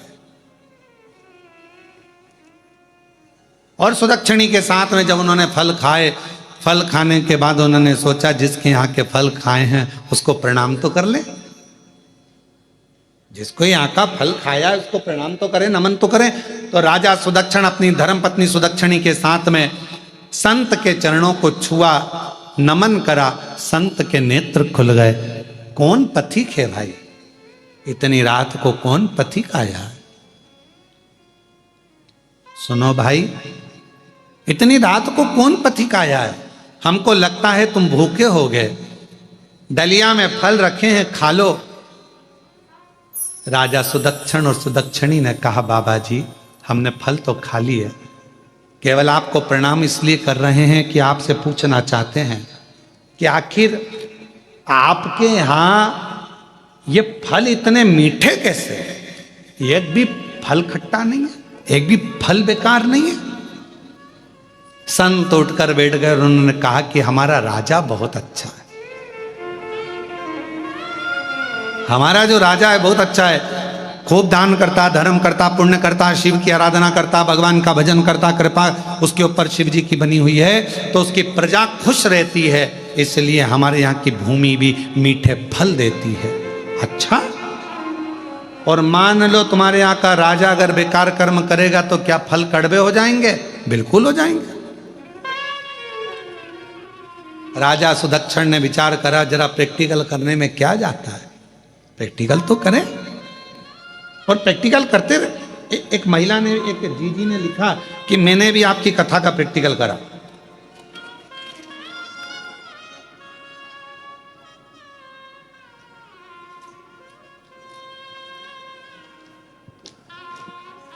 देखो उसने पत्र में लिखा है, मेरा नाम प्रियंका अमोल दाने। धन्यवाद, आपने बोल दिया जी जी। मैं बहुत देर तक अटका रहता, क्या बोलूं। आ जाओ, बेलपत्र ले जाना, पधारो। दाने, मैं छत्रपति संभाजी नगर में रहती हूँ। भैया जी के पत्र खास तौर से आपके लिए लिख रही हूँ। भैया, मेरी बहन, जय हो आपकी। मेरे भैया, मैं क्या वर्णन करूं। लगता है शंकर जी ने आपको कोई गण बनाकर भेज दिया है, जो हमको इस कथा के माध्यम से जनमानस को ये मालूम पड़ा कि शंकर की पूजन कैसे होती है, शिव से वर कैसे प्राप्त करा जाता है। भैया, आप हमेशा कथा में कहते हैं कि पंडाल में बैठकर कथा सुनी जाए, जो मांगा जाता है वो मिलता है। मैंने सोचा एक बार प्रैक्टिकल मुझे भी करना चाहिए। गुरुदेव, भैया, एक बीमारी हो गई थी मुझको, जिसके कारणवश मेरे पेट में तकलीफ हुई और मेरा पेट में डॉक्टर ने ऑपरेशन का कह दिया। ऑपरेशन की बात सुनी तो सब घबरा गए घर के लोग। तब मैंने घर के लोगों से कहा कि वो सियोर वाले भैया बोलते हैं, कथा में महाराज जी कहते हैं कि पंडाल में बैठकर जो मांगा जाता है वो परमात्मा देता है। मैंने अपने पति से भी कहा, पति कहने लगे ऐसा होता है क्या, तुम इतनी पढ़ी लिखी होकर ऐसी बात करती हो कि पंडाल में बैठकर जो मांगो वो मिलता है। मेरा मन है ऑपरेशन कराने से पहले एक बार पंडित जी की कथा नांदगांव चल रही है, अपन नांदगांव में जाकर बैठ जाते हैं और कथा सुनकर आएंगे, फिर अपन ऑपरेशन करा लेंगे, उसमें क्या दिक्कत है। सत्य कहती हूं भैया, मेरा विश्वास नहीं था। क्या पंडाल की मिट्टी, पंडाल की रज, क्या पंडाल में बैठकर कथा सुनने का इतना फल होता है। मैंने अपने पति के साथ में नांदगांव में जाकर कथा श्रवण करी, वहां की मिट्टी को अपने पेट पर लगाया, बाबा को प्रणाम करा, मांग कर एक बेलपत्र लाई और बाबा को प्रणाम कर कर कथा में से वापिस आ गई। बाबा का मैं क्या वर्णन करूं, पंडाल की मिट्टी को लाई थी, प्रणाम करती, लगा लेती पेट पर। 4 दिन के बाद मैंने अपने पति के कहने पर ऑपरेशन की तारीख निकलवाई और जाने के लिए तैयार हुए। जैसे ही पहुंचे, ऑपरेशन के लिए जांच हुई तो मालूम पड़ा कि ऑपरेशन की मुझे जरूरत नहीं है, मेरा पेट पूरी तरह से स्वस्थ हो चुका है, अब मुझे ऑपरेशन की जरूरत नहीं। मैं बाबा को प्रणाम करती हूँ कि लुटा दिया भंडार काशी वाले ने और कर दिया माला माल काशी वाले, जो जैसी भावना लाया वो ऐसा ही फल पाया, नहीं खाली उसे लौटाया, वो मन ही मन हर्षाया और कर दिया माला माल काशी वाले, लुटा दिया भंडार काशी वाले, लुटा दिया भंडार आपका भी पत्र है वाले, कर दिया माला।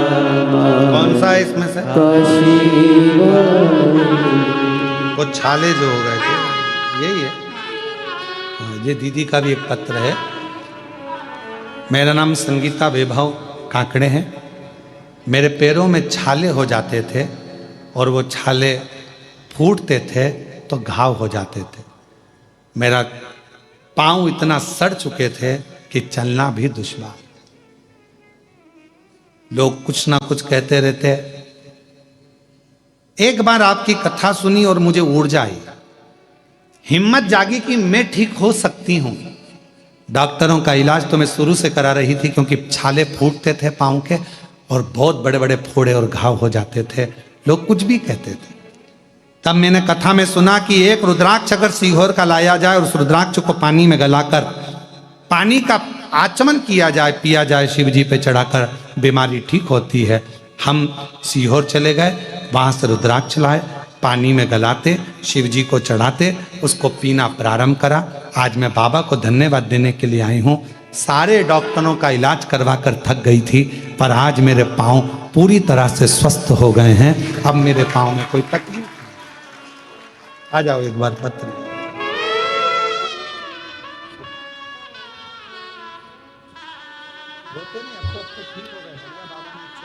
क्या दिक्कत है? शिव कृपा है ना, अब रोते नहीं, अच्छा तो सो कर जाए। बाबा ने पाँव में इतने घाव हो गए थे, छाले फूटते रहते, घाव होते रहते, छाले फूटते रहते। लोग अपशब्द कहते, आड़ा टेढ़ा बोलते कि पाँव ऐसे हो गए, पर शिव की कृपा से आज डॉक्टरों का इलाज कराते कई साल हो गए थे, पर ठीक नहीं हुई थी, पर शिव ने उसको पूर्ण ठीक करा।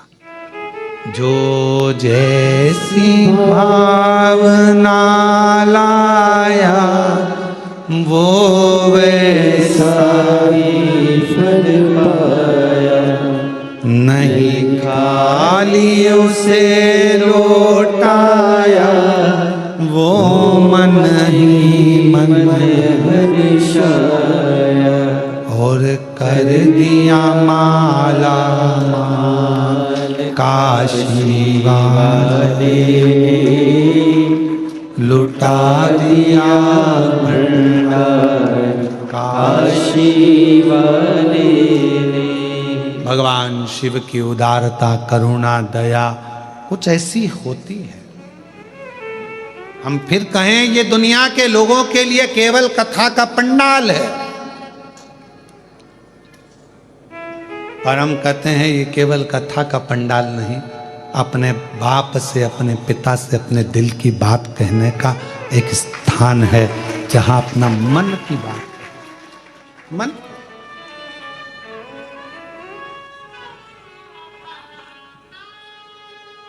दिल की बात।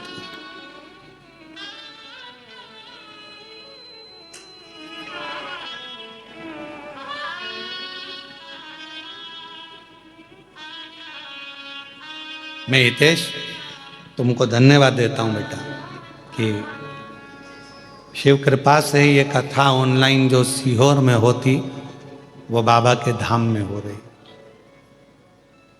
और एक प्रेरणा हमको मिली इस चीज के लिए कि ऐसे 50-60 भक्त लोग कथा सुन लें। अगर ऑनलाइन कथा सीहोर में होती है, ऐसी ही किसी 12 ज्योतिर्लिंग में भी चलती रहे और लोग उसको श्रवण करते रहे।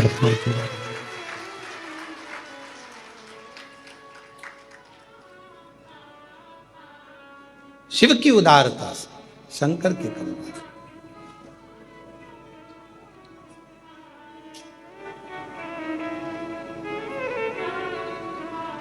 और कितने नारखेड़े जी, पाटिल जी, आपके जितने रिश्तेदार आए होंगे सब प्रसन्न होंगे कि बाबा की कृपा से हमको कथा सुनने को कम से कम कृष्णेश्वर बाबा की पवित्र भूमि पर मिल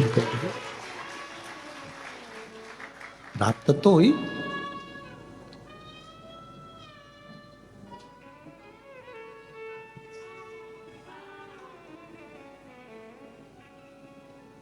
कई लोग कहते हैं कथा में बहुत धन लगता है, हम कहते हैं कथा में पैसा नहीं लगता, व्यवस्थाओं में पैसा लग सकता है।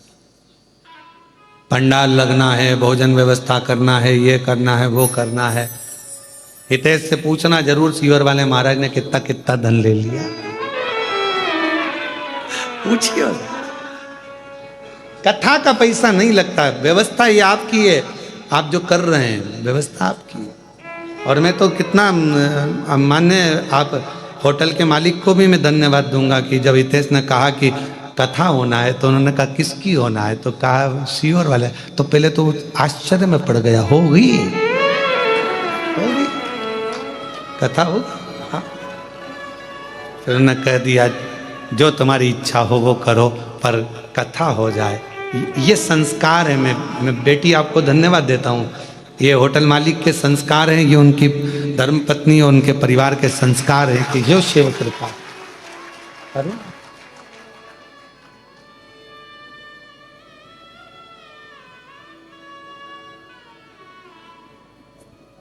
सुनो, धारण करो, अपने जीवन में उतारो। सती मैया बैठी पर भीतर से विचार कर रही है। सती माँ, जैसे वो दीदी ने कहा कि मैं प्रैक्टिकल करने के लिए पहुंच गई कि पंडाल में बैठकर कथा सुनने का लाभ क्या होता है। मैं मांग कर देखती हूं, मैं मांग कर देखती,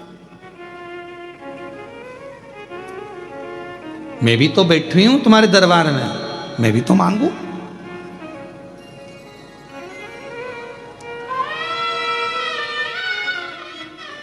तो वो उन्होंने प्रैक्टिकल कर कर देखा। सती माता ने भी प्रयास करा, बैठी हूं कथा में और मन में सोच रही हूं कि ऐसा शरीर जलकर भस्म हो जाए। जो सोचा था कथा में पूर्ण हो गया। अच्छा सोचो, जितनी देर कथा में बैठो उतनी देर अच्छा सोचो, अच्छा विचार लेकर। महाराज राजा सुदक्षण प्रैक्टिकल करे कि अगर महाराज कह रहे हैं, संत कह रहे हैं कि राजा अगर बेकार कर्म करेगा तो फल भी खट्टे हो जाएंगे, कड़वे हो जाएंगे। तो राजा सुदक्षण ने विचार करा, सुदक्षिणी से कहा चलो आज प्रैक्टिकल करते।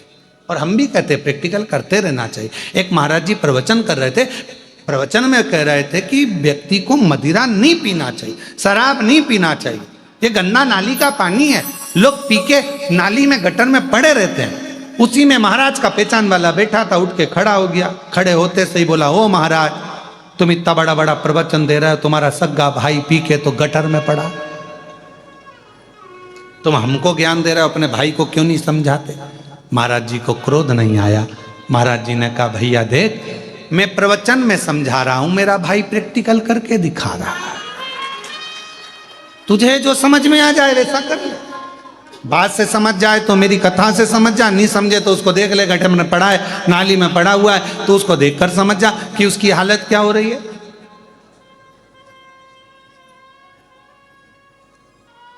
ये तेरे ऊपर निर्भर करता है। सुदक्षण ने ये विचार करा और राजा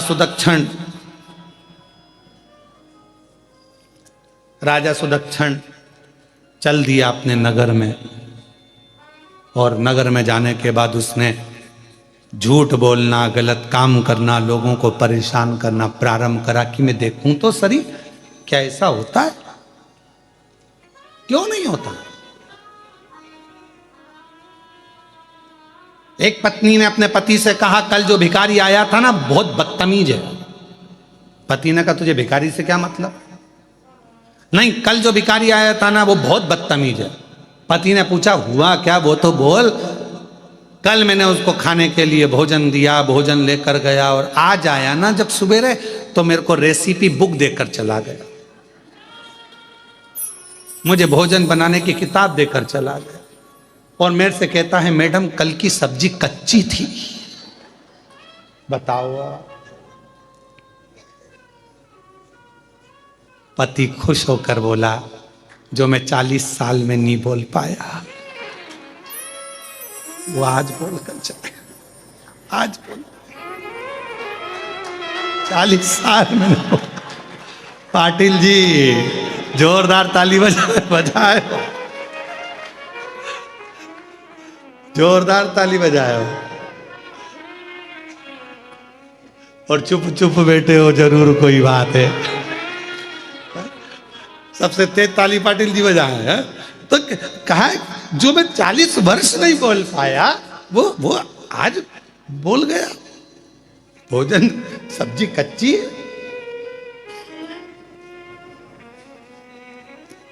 भगवान सुदक्षण राजा ने विचार करा मैं प्रैक्टिकल करता हूं, और राजा सुदक्षण ने प्रैक्टिकल करा, असत्य बोला, गलत काम किया, परेशान किया, कष्ट दिया, और उसके 6 महीने बाद पहुंचा वो संत के यहाँ। फिर वहाँ के फल खाए तो वो कड़वे थे, खट्टे थे। संत के चरणों में राजा सुदक्षण ने हाथ जोड़कर कहा आपने बिल्कुल सत्य कहा, जैसा कर्म करोगे वैसा फल पाओगे। ये हमारी कहावत शास्त्रों की है, ये बनाई हुई कहावत नहीं है, राजा सुदक्षण की कहावत। अच्छा कर्म करिए, अच्छा मिलेगा। आप अच्छा कर्म करते रहोगे तो फल मीठा मिलता रहेगा, सब अच्छे रहेंगे, सब स्वस्थ रहेंगे। आप जितना जितना श्रेष्ठ कर्म करेंगे उतनी उतनी जिंदगी प्रसन्न होकर जीते रहोगे।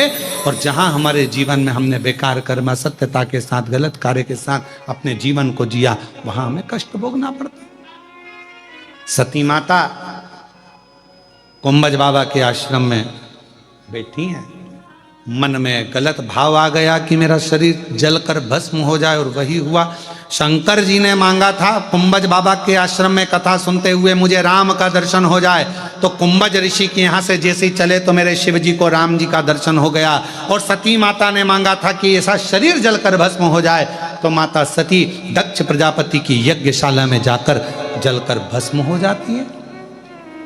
कथा में बैठकर जो तुम्हारे मन की कामना, जो तुम्हारे मन का भाव है, कथा में बैठकर वो प्राप्त होता, वो मिलता।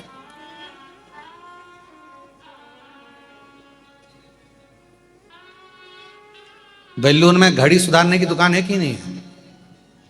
अरे बोलो तो, बेलूर में घड़ी सुधारने की दुकान है? औरंगाबाद में छत्रपति संभाजी नगर में थोड़ी ज्यादा होंगी, ठीक है। हमारे सीहोर में भी हैं 4-6। गांव गांव में घड़ी सुधारने की दुकान है, शहर शहर में घड़ी सुधारने की दुकान है, पर समय सुधारने की दुकान तो केवल कृष्णेश्वर महादेव के पास ही है।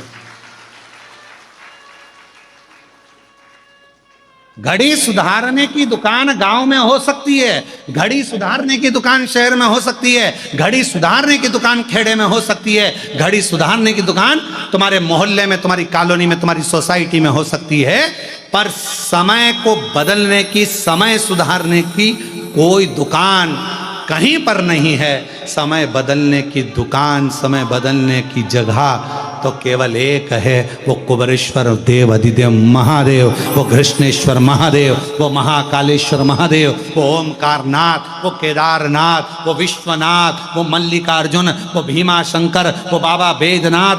ये स्थान जो बनाए गए ये समय सुधारने के, घड़ी सुधारने के नहीं है।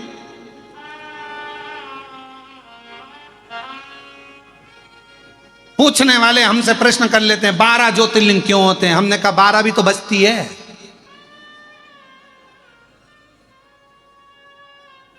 कहा 12 ज्योतिर्लिंग क्यों होते हैं? हमने कहा 12 नहीं बस्ती, तो क्या बस्ती है? मैंने कहा बस 12 बस्ती है तो 1 बजे सोमनाथ से चालू हो जाओ, 2 बजे मल्लिकार्जुन, 3 बजे महाकालेश्वर, ऐसे करते करते जब 12 बजे तो कृष्णेश्वर महादेव को याद कर लो, तुम्हारी जिंदगी की घड़ी सुधर जाएगी, तुम्हारा समय सुधर जाएगा। ये 12 के जो नंबर हैं 1 2 3 4, अरे जरा विचार करो, रात के 12 बजे मेरे भगवान कृष्ण प्रगटे, दिन के 12 बजे मेरे राम जी प्रगटे, और 12 ज्योतिर्लिंग ये हमारी जिंदगी का सार तत्व है अपने समय को सुधारने के, ये अपने समय को सुधारने के लिए ये 12 ज्योतिर्लिंग का सार तत्व। 12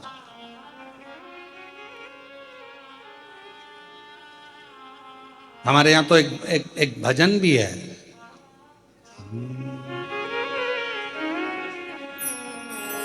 ओम रूपी मुख से शिव बोलो प्यारे, ओम रूपी मुख से शिव बोलो प्यारे, शिव बोलो प्यारे, शंकर बोलो प्यारे, शिव बोलो प्यारे, शंकर बोलो प्यारे, ओम रूपी मुख से शिव बोलो प्यारे, ओम रूपी मुख से शिव बोलो प्यारे। 1 बजे एकल राम, 2 बजे दुलारे राम, 3 बजे त्रिलोकीनाथ, जपा करो प्यारे, ओम रूपी मुख से शिव बोलो प्यारे, ओम रूपी मुख से शिव बोलो प्यारे। 4 बजे चतुर नारायण, 5 बजे परमेश्वर, 6 बजे छबीले राम, जपा करो प्यारे, ओम रूपी मुख से शिव बोलो प्यारे, ओम रूपी मुख से शिव बोलो प्यारे। 7 बजे सत्यनारायण, 8 बजे अंठेश्वर, 9 बजे नागेश्वर राम, जपा करो प्यारे, ओम रूपी मुख से शिव बोलो प्यारे, ओम रूपी मुख से शिव बोलो प्यारे, 10 बजे दशरथ नंदन, 11 बजे गिरधारी और 12 बजे बद्री नारायण जपा करो प्यारे, ओम रूपी मुख से शिव बोलो प्यारे, ओम रूपी मुख से शिव बोलो प्यारे। बस जैसे जैसे ये घड़ी घड़ी की दुकान तो सब दूर मिलेगी। हमारे सीहोर में भी 3-4 दुकानें घड़ी सुधारने की, बहुत दुकानें। तुम्हारे छत्रपति संभाजी नगर में है, वेल्लूर में है, खेड़े में है, गांव में है, सोसाइटी में है, मोहल्ले में, कॉलोनी में। और घड़ी गड़बड़ हो जाए तो तुम अपनी पत्नी के हाथ में दे दो, वो ही सुधार देगी। ला दो, निकाल दो। तो पति ने पूछा तू घड़ी सुधार देगी? हाँ, तुम जैसे को सुधार दिया तो नहीं सुधार सकती।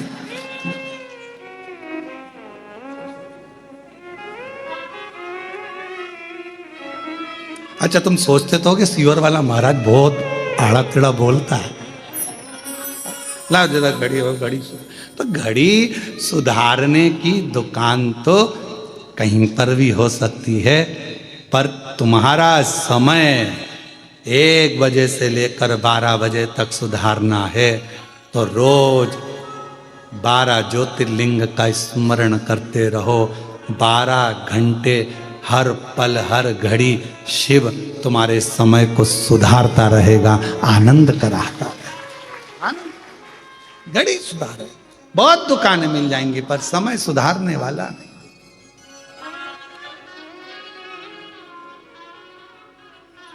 ये मिला है मौका सुधारने के लिए, ये मिला है मौका भगवत भजन करने के लिए।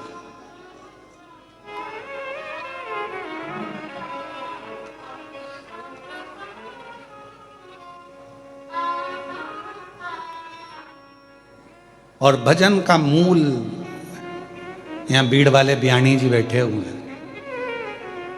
कहाँ बैठे बयानी जी? हाँ, इनका पूरा परिवार भगवान शंकर की अविरल भक्ति में लगा रहता है, सत्संगी बड़े, और बहुत भाव से जब समय मिलता है तब सीहोर पहुंच जाते हैं भगवान का भजन करने के लिए।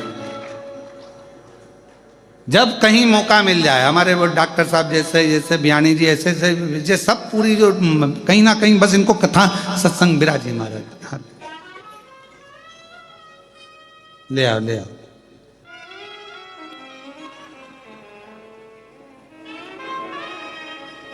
तो ये अविरल भक्ति है शिव शंकर की, भगवान शंकर की अविरल। जहां मन करे, जहां चित्त वृत्ति, जहां हृदय, जहां मन जुड़ जाए शिव के प्रति, समय सुधरना प्रारंभ होता। महाराज शिव कथा कर रही है, भगवान शंकर का चरित्र कह रहा है। सुदक्षण, राजा सुदक्षण ने विचार कर लिया, क्या मेरे कर्म के अनुसार फल होता है? क्या मेरे कर्म के अनुकूल फल होगा? क्यों नहीं होगा? मत बुरे कर्म कर बंदे, वरना पछताएगा। भगवान की आंखों से तू कुछ नहीं पाएगा। ज्यादा लोग हो तो रोक दें, ज्यादा नहीं तो एक लोग पाएगा। अरे ओ अज्ञानी मत कर नादानी, अरे ओ अज्ञानी मत कर नादानी। तेरे कर्म का फल भी तू ही पाएगा, जैसा किया तूने तेरे आगे आएगा। मत बुरे कर्म कर बंदे, वरना पछताएगा। भगवान की आंखों से तू बच नहीं पाएगा, तू बच नहीं पाएगा। तो ये हमारे कर्म के अनुसार हमारा फल है। हम जैसा कर्म करेंगे वैसा फल हमको प्राप्त होगा। हम जिस कर्म में किस तरह से डूबे हुए हैं वो हमारे ऊपर निर्भर कर। आप कैसा कर्म करिए, सत्कर्म करिए, अच्छा करिए, लोगों का हित करिए, भला करिए, आपका भी भला। वो कहते हैं ना, भला कर तो हो भला। भला करोगे तो भला होगा, बुरा करोगे तो बुरा होगा। अच्छा कर्म करोगे तो अच्छा फल अपने आप प्राप्त होता चली जाए। आपके कर्म के अनुसार फल, आपके कर्म के अनुसार। आप जिस भाव से करोगे उस भाव से प्राप्त हो। जिस कथा कर रही है, सती मैया का शरीर जब मां सती ने दक्ष प्रजापति की यज्ञशाला में प्रवेश करा और देखा कि अपने पति का कोई स्थान नहीं,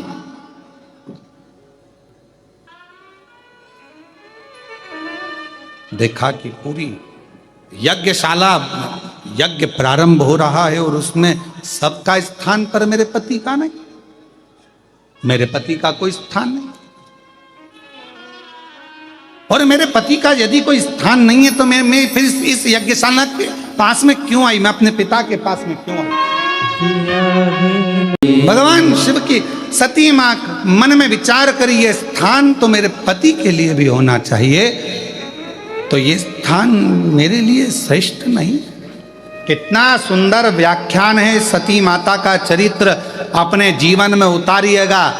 जहां शिव का नाम नहीं, जहां शिव का स्थान नहीं, जहां शंकर का कोई गुणगान नहीं, ऐसी जगह पर कभी मत जाओ। शिव महापुराण की कथा कर, मां के बिना माय का सूना है और महादेव के बिना मंदिर सूना है।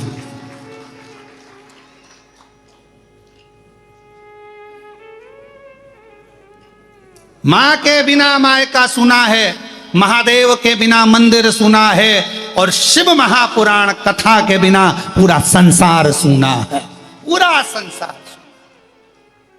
आप शिव कथा में जितने रमे उतना जीवन का सुख, सब सुना खाली। क्या हुआ, पहुंच गए, सती माता जलकर भस्म हो गई, विवाद हुआ खूब।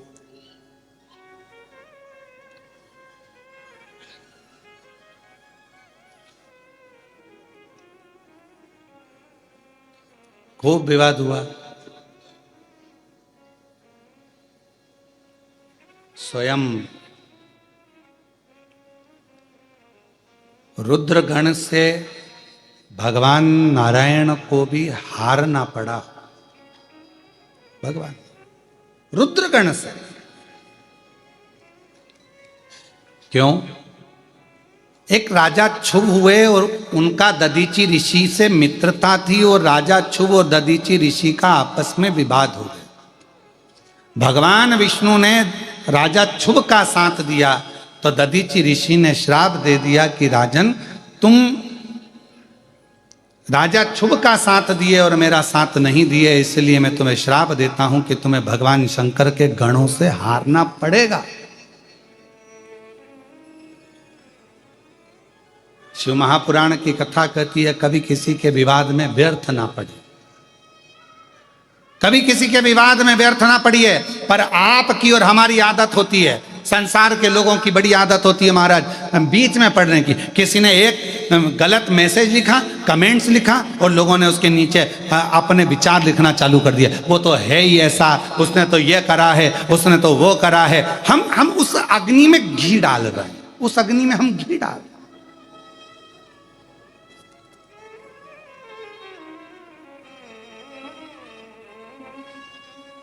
उस अग्नि में हमारा घी पड़ रहा है कि हम उसको कर रहे हैं कि देखिए, एक सरल भाषा में, एक संविधान की भाषा में एक बड़ी सुंदर सी बात है। अगर कोई व्यक्ति किसी को मार रहा है और आपने खड़े होकर इतना कह दिया, हाँ दे दो और दे, सजा के हकदार आप हो कि नहीं हो? बोलो, जम के बोलो। जब केस चलेगा तो आपको सजा के हकदार आप भी रहेंगे। अगर आपने कहा कि दे दो धरकर, आप सजा के हकदार हो गए। उसी तरह जब हमारी कानून व्यवस्था में ये नियम है कि किसी को कोई मार रहा है और आपने कह दिया हाँ दो और दे, तो वो सजा का हकदार हो जाता है। उसको उकसाने के लिए, उसको उकसाने के तहत उसको बंद किया जाता है। उसी तरह शिव महापुराण की कथा कहती है, यदि कोई निंदा कर रहा है, अपशब्द कह रहा है, कोई फेसबुक पर, इंस्टाग्राम पर, कोई व्हाट्सएप पर मैसेज में कोई गलत लिख रहा है, तो निवेदन है अपना कोई गलत कमेंट्स उसके अंतर मत करो, क्योंकि उसकी अदालत में तुम्हें उस सजा का हकदार बनना पड़ेगा और तुम्हें भोगना पड़ेगा, तुम्हें भोगना पड़ेगा। क्यों हम उसके हकदार?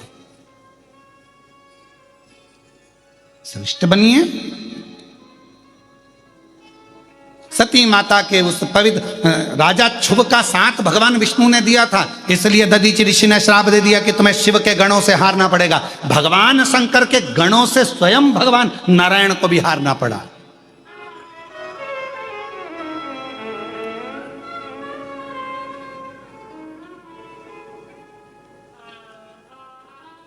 समय आया,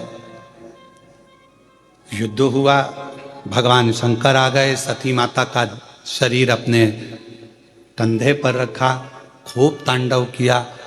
भगवान नारायण ने अपना सुदर्शन चक्र भेजा। सुदर्शन चक्र, क्या सुदर्शन चक्र में इतना बल था कि मां सती के टुकड़े कर सकता है?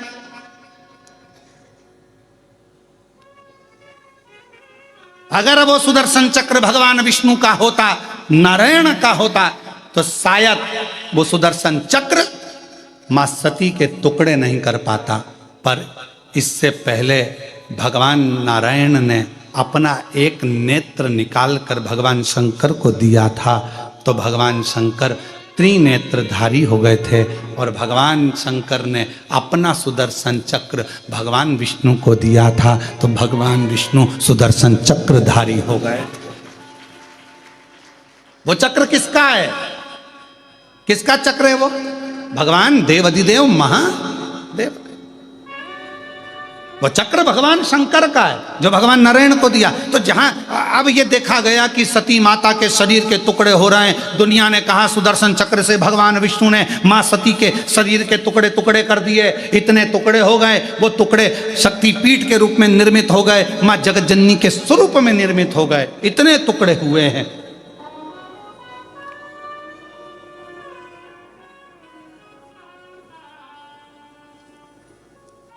कभी विचार करा कि सुदर्शन चक्र ने मां सती के टुकड़े कर दिए? अरे भाई, वो सुदर्शन चक्र भगवान नारायण को भगवान शिव ने दिया था, और शंकर की आज्ञा के बिना तो सती के शरीर को सुदर्शन छू भी नहीं सकता था। शिव का आदेश था, शंकर का आदेश था। भगवान शंकर के भक्त को, भगवान शंकर की आराधना करने वाले को, भगवान शिव की उपासना करने वाले को तो किसी की सामर्थ्यता नहीं है कि कोई छू ले, जब तक शंकर की कृपा ना हो, शंकर का आदेश ना हो, शंकर की दृष्टि ना हो। किसकी सामर्थ्यता?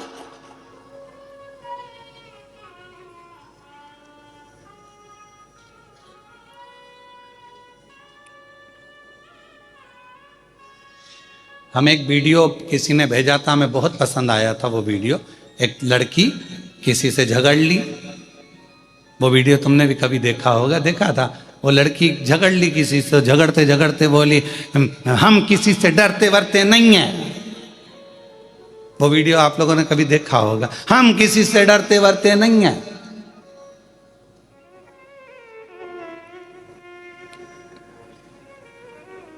हमारा महादेव हमारे साथ है, महाकाल।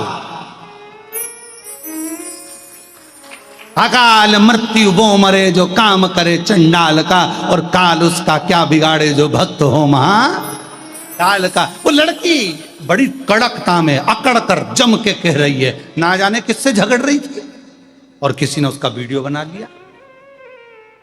आज उस बेटी में ये बल तो आया कि उसको समझ में आया।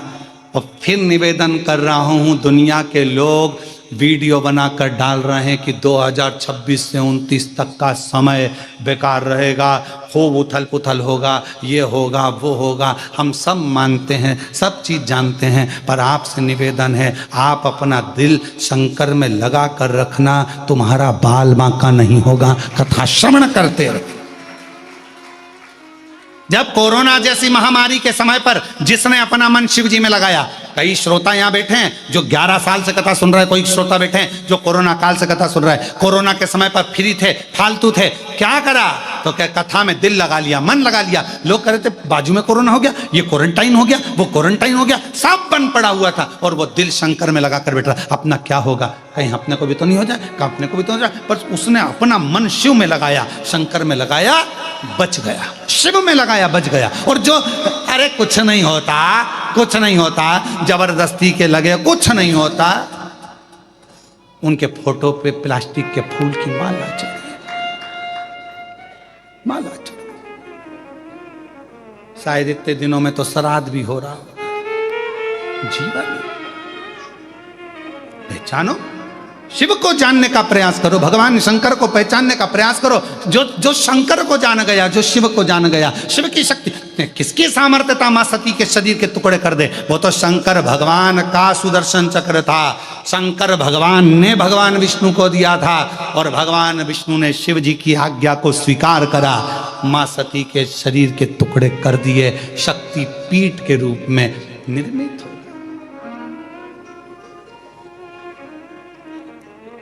शक्तिपीठ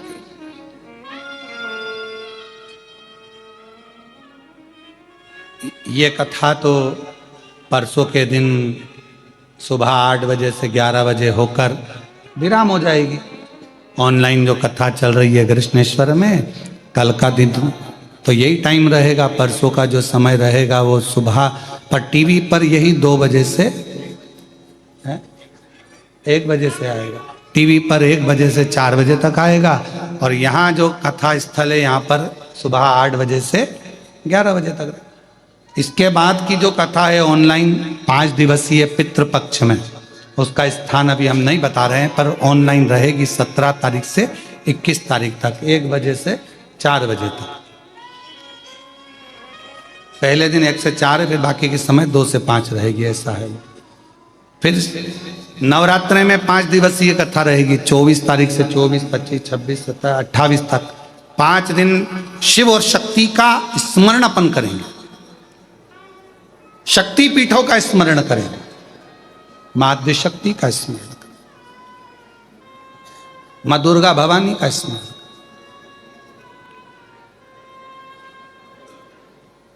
उस कथा में अपन श्रवण करेंगे कि मां जगत जननी दुर्गा भवानी की ज्योत क्यों जलाई जाती है। नवरात्रि की 5 दिवसीय कथा में अपन स्मरण करेंगे कि जवारे क्यों बोए जाते हैं, मां आद्यशक्ति दुर्गा भवानी की क्यारी क्यों बोई जाती है, जवारे क्यों बोए, ये सब अपन श्रवण करें, कथा करें। भगवान शंकर का चरित्र, मां सती, मां आद्यशक्ति, मां दुर्गा भवानी सती माता जलकर भस्म हो गई, उनके शरीर के टुकड़े करेगा, टुकड़े। वो शक्ति पीठ के रूप में निर्मित हो।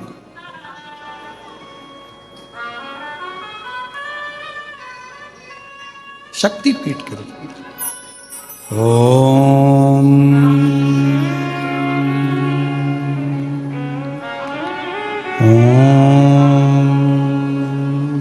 जयंती मंगला काली भद्रकाली कपालिनी दुर्गा क्षमा शिवा धात्री स्वाहा स्वधा नमस्तुते। जयंती मंगला काली भद्रकाली कपालिनी दुर्गा क्षमा शिवा धात्री स्वाहा स्वधा नमस्तुते। माँ दुर्गा भवानी माँ आद्य शक्ति का स्वरूप। नवरात्रि में 5 दिवसीय कथा रहेगी, फिर वो कथा आगे 3 से है ना, 3 अक्टूबर से 9 अक्टूबर तक जलगांव में रहेगी। फिर 12 से 16 अक्टूबर शिरडी के नज़दीक में, शिरडी के क्षेत्र के पास में ही वो कथा रहेगी। फिर कथा ऐसे ही आगे छत्तीसगढ़ में है। ऐसे कथाओं के क्रम चल रहे हैं, पर अभी 2 कथा तो ऑनलाइन है, उसको आपको ऑनलाइन सुनना, श्रवण करना। शिव कथा कर रही है मां सती, मां जगत जननी पार्वती, माध्य शक्ति दुर्गा भवानी ने शक्ति पीठ के रूप में निश्चित स्थान लिया। शिव कथा कहती है, भगवान शंकर की शिव महापुराण की कथा कहती है, बिना शिव आज्ञा के कुछ नहीं हो सकता, और वो आज्ञा शंकर की ही थी। बाद में माँ सती मैया पार्वती के नाम से विख्यात हुई, शिव जी के साथ विवाह हुआ। कल अपन ने कथा में स्नेह से भगवान गणेश जी का भी चरित्र का दर्शन किया।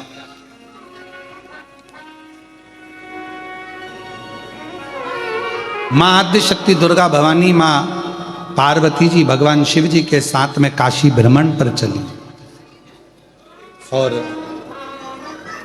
जब काशी भ्रमण पर माँ पार्वती जी चली भगवान शंकर के साथ में, माँ गंगा के तट पर आनंद करते हुए एक स्थान पर बैठकर माँ पार्वती जी भगवान शिव जी के साथ में विराजमान थी।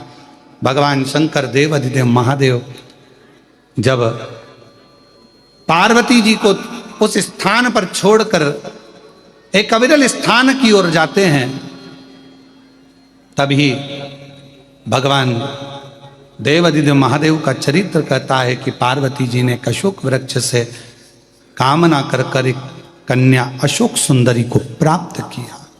एक कन्या अशोक, और अशोक सुंदरी वह कन्या यहां आई। भगवान देव अधिदेव महादेव के सुंदर आनंद के साथ में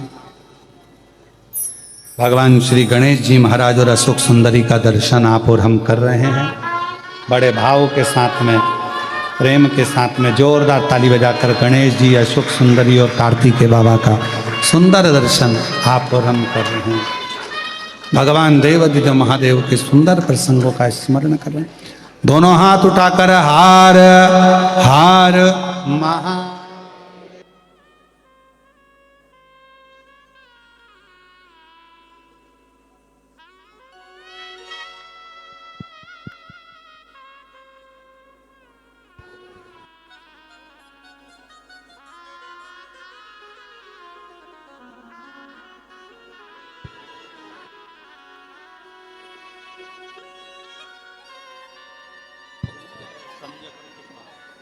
हमारे बीच में छत्रपति संभाजी नगर से ही विधायक महोदय यहाँ पधारे हैं। एक बार जोरदार ताली बजाकर उनका स्वागत, वंदन, अभिनंदन बड़े भाव के साथ। शिव जी की बड़ी कृपा आप पर, जो इस पवित्र पावन ऑनलाइन शिव महापुराण की कथा में दिव्यता और भव्यता के साथ आप भगवान की अविरल भक्तिमय कथा का तत्व ग्रहण करने के लिए पधारे। एक बार जोरदार ताली बजाकर साधुवाद।